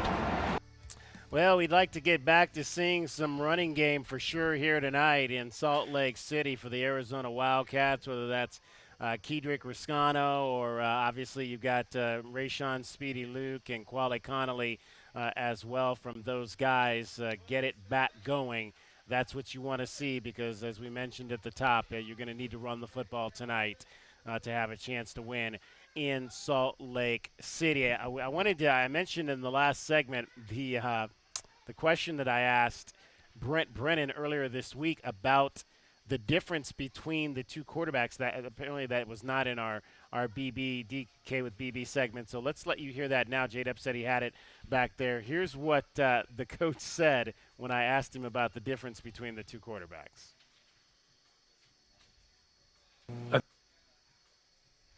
I'm sorry, DK, one more time. Let's hear Brent Brennan and what he said when I asked him about the difference between the two quarterbacks. I think we can play better, right? And when you're coming off a game where you only score 7 points, right? Like it's not going to feel good. There's no way it can. And that's on me. That's what we've been spending every day and every night in here working on and trying to come up with the best way to move the football effectively. And so I think that some of those situations that we've just been in too many 3rd and longs, and when you get in those situations, it kind of limits what you can do. And so I'm optimistic that that's going to continue to improve as we go. And basically what he said, guys, when I asked him that question, was he said that the difference between Isaac Wilson and Cam Rising is a decade worth of experience. Yeah, absolutely. I wasn't sure when he said it if he was trying to be funny, but I laughed when he said it because it was funny. Well, I think the difference is it's just Cam Rising. I think this is his 7th year of college football. Yeah, he's got he played with me. He's been there a long time. Yeah. And I think that's going to hurt him in the draft too. Well, we'll see. Yeah, he's again. His first year in college was 2018. That was his first year at Texas. He started his career at Texas before transferring to play for the Utah Utes. All right, how about some best bets? Let's find out if we can win some money on this one tonight. Tucson, what are today's best bets? Will the Cats beat the spread? It's time to look at some of the best bets in football this weekend. Today's best bets are brought to you by Desert Diamond Sportsbook, Arizona's best bet. All right, Glenn Howe is the leader in the clubhouse right now at 4-2 through the first 3 games. Kelvin Ifan and I are sitting at 3-3. The line is Utah -8 with an over-under of 46.5. Wow. I am going to take Utah and lay the 8 points tonight. This was not a game that even before the season I thought that Arizona would be able to win. I don't. Again, I want to see them play a whole lot better and be more competitive. But I think this is a game that's going to be tough for this team. And I think, though, they'll be able to score some points tonight. So I'm betting the over on this game, over the 46.5. So I'm going to take -8, Utah -8, and the over in this game tonight. Well, us coming off a bye week, putting our whole program, just putting everything together. Guys, having a little bit, healing up a little bit. I'm going to take the 8 points. Okay. U of A plus the 8. All right. Plus the 8. Okay. U of A plus the 8, and then I'm going to take the over. And the over. Over 46.5. Yeah. Kelvin, what do you like in this game? Yeah, I had Utah to win this. I had Utah to win this game before the season even started, and the way that they're playing, I can't see a way for us really to win this game today. So yeah, I'm going to Utah with the 8, right? Utah -8. Yeah, and then for sure the over. All right, everybody's taking the over. And I got Arizona with +8. Yeah, yes, you're okay. taking U of A plus the 8. Yeah. Exactly in this game. So Kelvin and I'm sorry, I got them backwards here, so that's the problem. I wrote your information on Kelvin's line and Kelvin's information on your line. Okay. So Kelvin and I are taking Utah and laying the 8 with the over. Glenn is taking U of A and also laying the over. All right, that's your best bets. We'll find out who's cashing tickets on the postgame show coming up later tonight. Those are today's best bets. They are brought to you by Desert Diamond Sportsbook, Arizona's best bet. All right, let's hear. I want to hear now from the Brett Brennan again, talking about how he's evaluated Arizona's offense through these first 3 games. I think we can play better, you're right. And when you're coming off a game where you only score 7 points, right? Like it's not going to feel good. There's no way it can. And that's on me. That's what we've been spending every day and every night in here working on and trying to come up with the best way to move the football effectively. And so I think that some of those situations that we've just been in too many 3rd and longs, and when you get in those situations, it kind of limits what you can do. And so I'm optimistic that that's going to continue to improve as we go. Yeah, that's another thing, obviously, and going back to the question I asked them about if they were seeing any consistencies with the holdings. You got to stay out of those holding penalties because that puts you back 10 yards behind the sticks, and that makes it very difficult for this offense. And you just have to be more efficient in the run game. I think if you can get these guys going forward today, that's going to be an important, and we'll get to the keys to the game here shortly, but you cannot be playing from behind the chains in Rice-Eccles Stadium tonight if you're the Arizona Wildcats. And then in terms of Arizona's defense, let's hear from the legend, Ricky Hundley, on his thoughts on the defensive line and how they've played through these first 3 games. I think it comes down to just the discipline of knowing your assignments, doing what you're coached to do, and holding each other accountable. I think these guys take pride in just playing together and doing it right. It requires a lot of work. It's not easy playing football games up front. And I've always said football games are won up front. It's for an uncommon guy with an uncommon commitment. And you take a pounding inside. And we got guys that can hold up. We got guys that can get to the quarterback and get pressure. But against a Utah team, you're going to have to stand in there. You got to stop the run. And you got to let your linebackers flow and your safeties come down and fill the holes. But against a team like that, if you can do that, you got a chance because this whole league is turning to, if you can't stop the run, you can't win football games. Absolutely. Well, and you talk about Dorian Singer playing against his former teammates. You got one on our side as well, Chase Kennedy. When you talk about that defensive line, he's only redshirt sophomore, so a young guy, and he's starting to kind of maybe figure some things out, and that might be a guy you're looking at to be your defensive stalwart down there on that line moving forward, or at least one of those guys. Yeah, the guys up front has got to keep the linebackers be able to flow. They can't let these guys get up on the second level. If we're seeing a lot of safeties making tackles and that's going to be their name be calling instead of our linebackers, that's a problem. Yeah. That's a problem. We need to have these guys not getting up on the next level. We got to get these guys, because we're playing vertical all the time. We got to go through shoulders and making sure that we're getting vertical and making sure that these guys can't come free up on the linebackers. All right, time for our keys to the game. Wildcats fans, what are the big keys for today's game? Our keys to the game are brought to you by the Royal Automotive Group. Royal Automotive, the dealership that is different. All right, I'll go first on this one today, guys. I think you've got to see it. You got to see it this week on defense. If you're going to have to be playing some guys, hopefully you heard Dwayne Aquina talk about, if you might have to see an Owen Goss, and hopefully Owen Goss is going to see it better than he did at Kansas State. He let the tight end get loose on him a couple times, and that was one of the things that I didn't get a chance to ask you guys earlier in the game.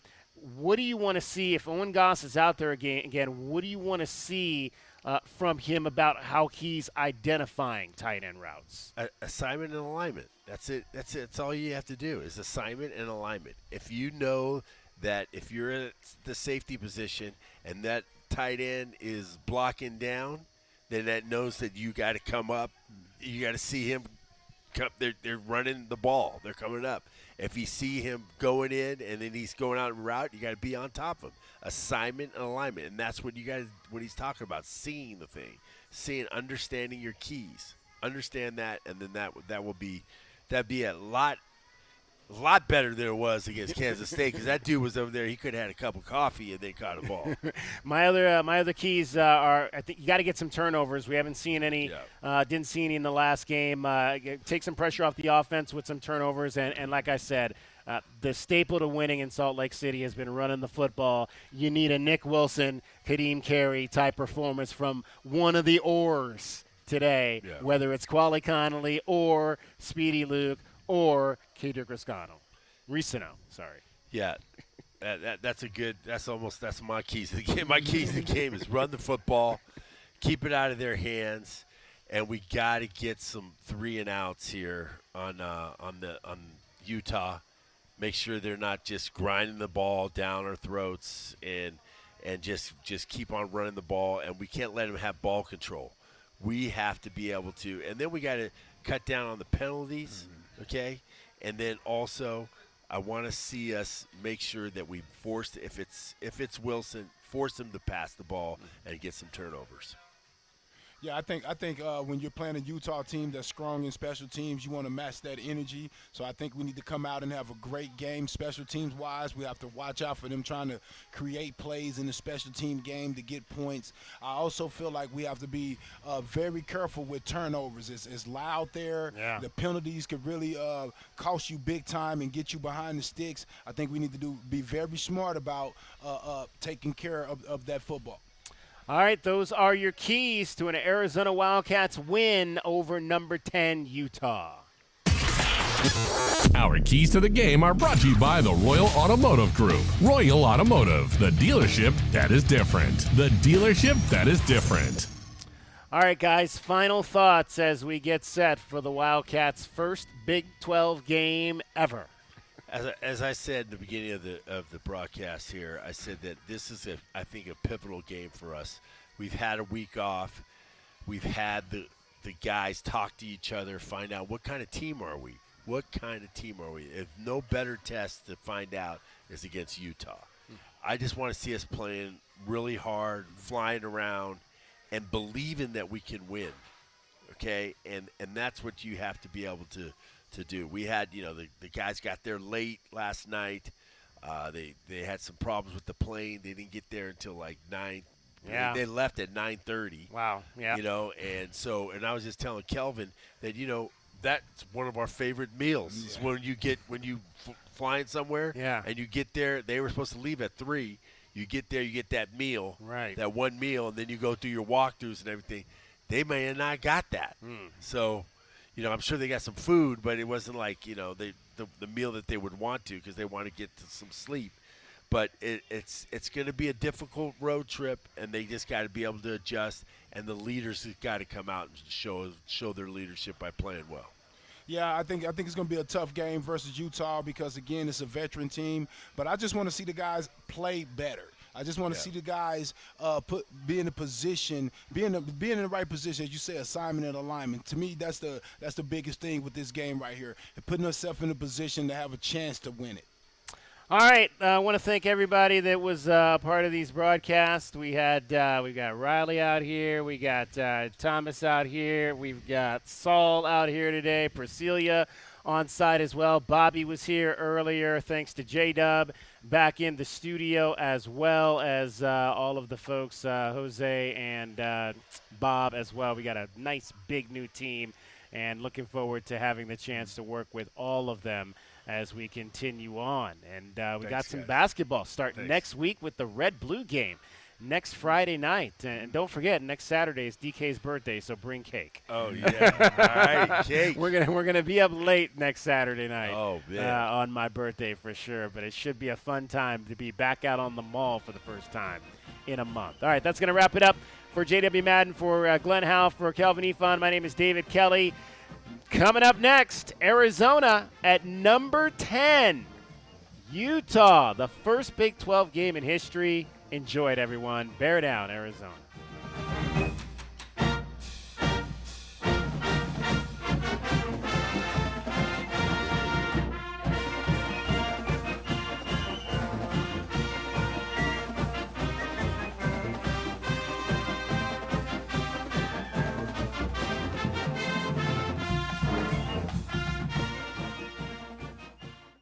As Arizona's leading personal injury law firm for more than 35 years, Goldberg & Osborne agrees. Bear down, Arizona, with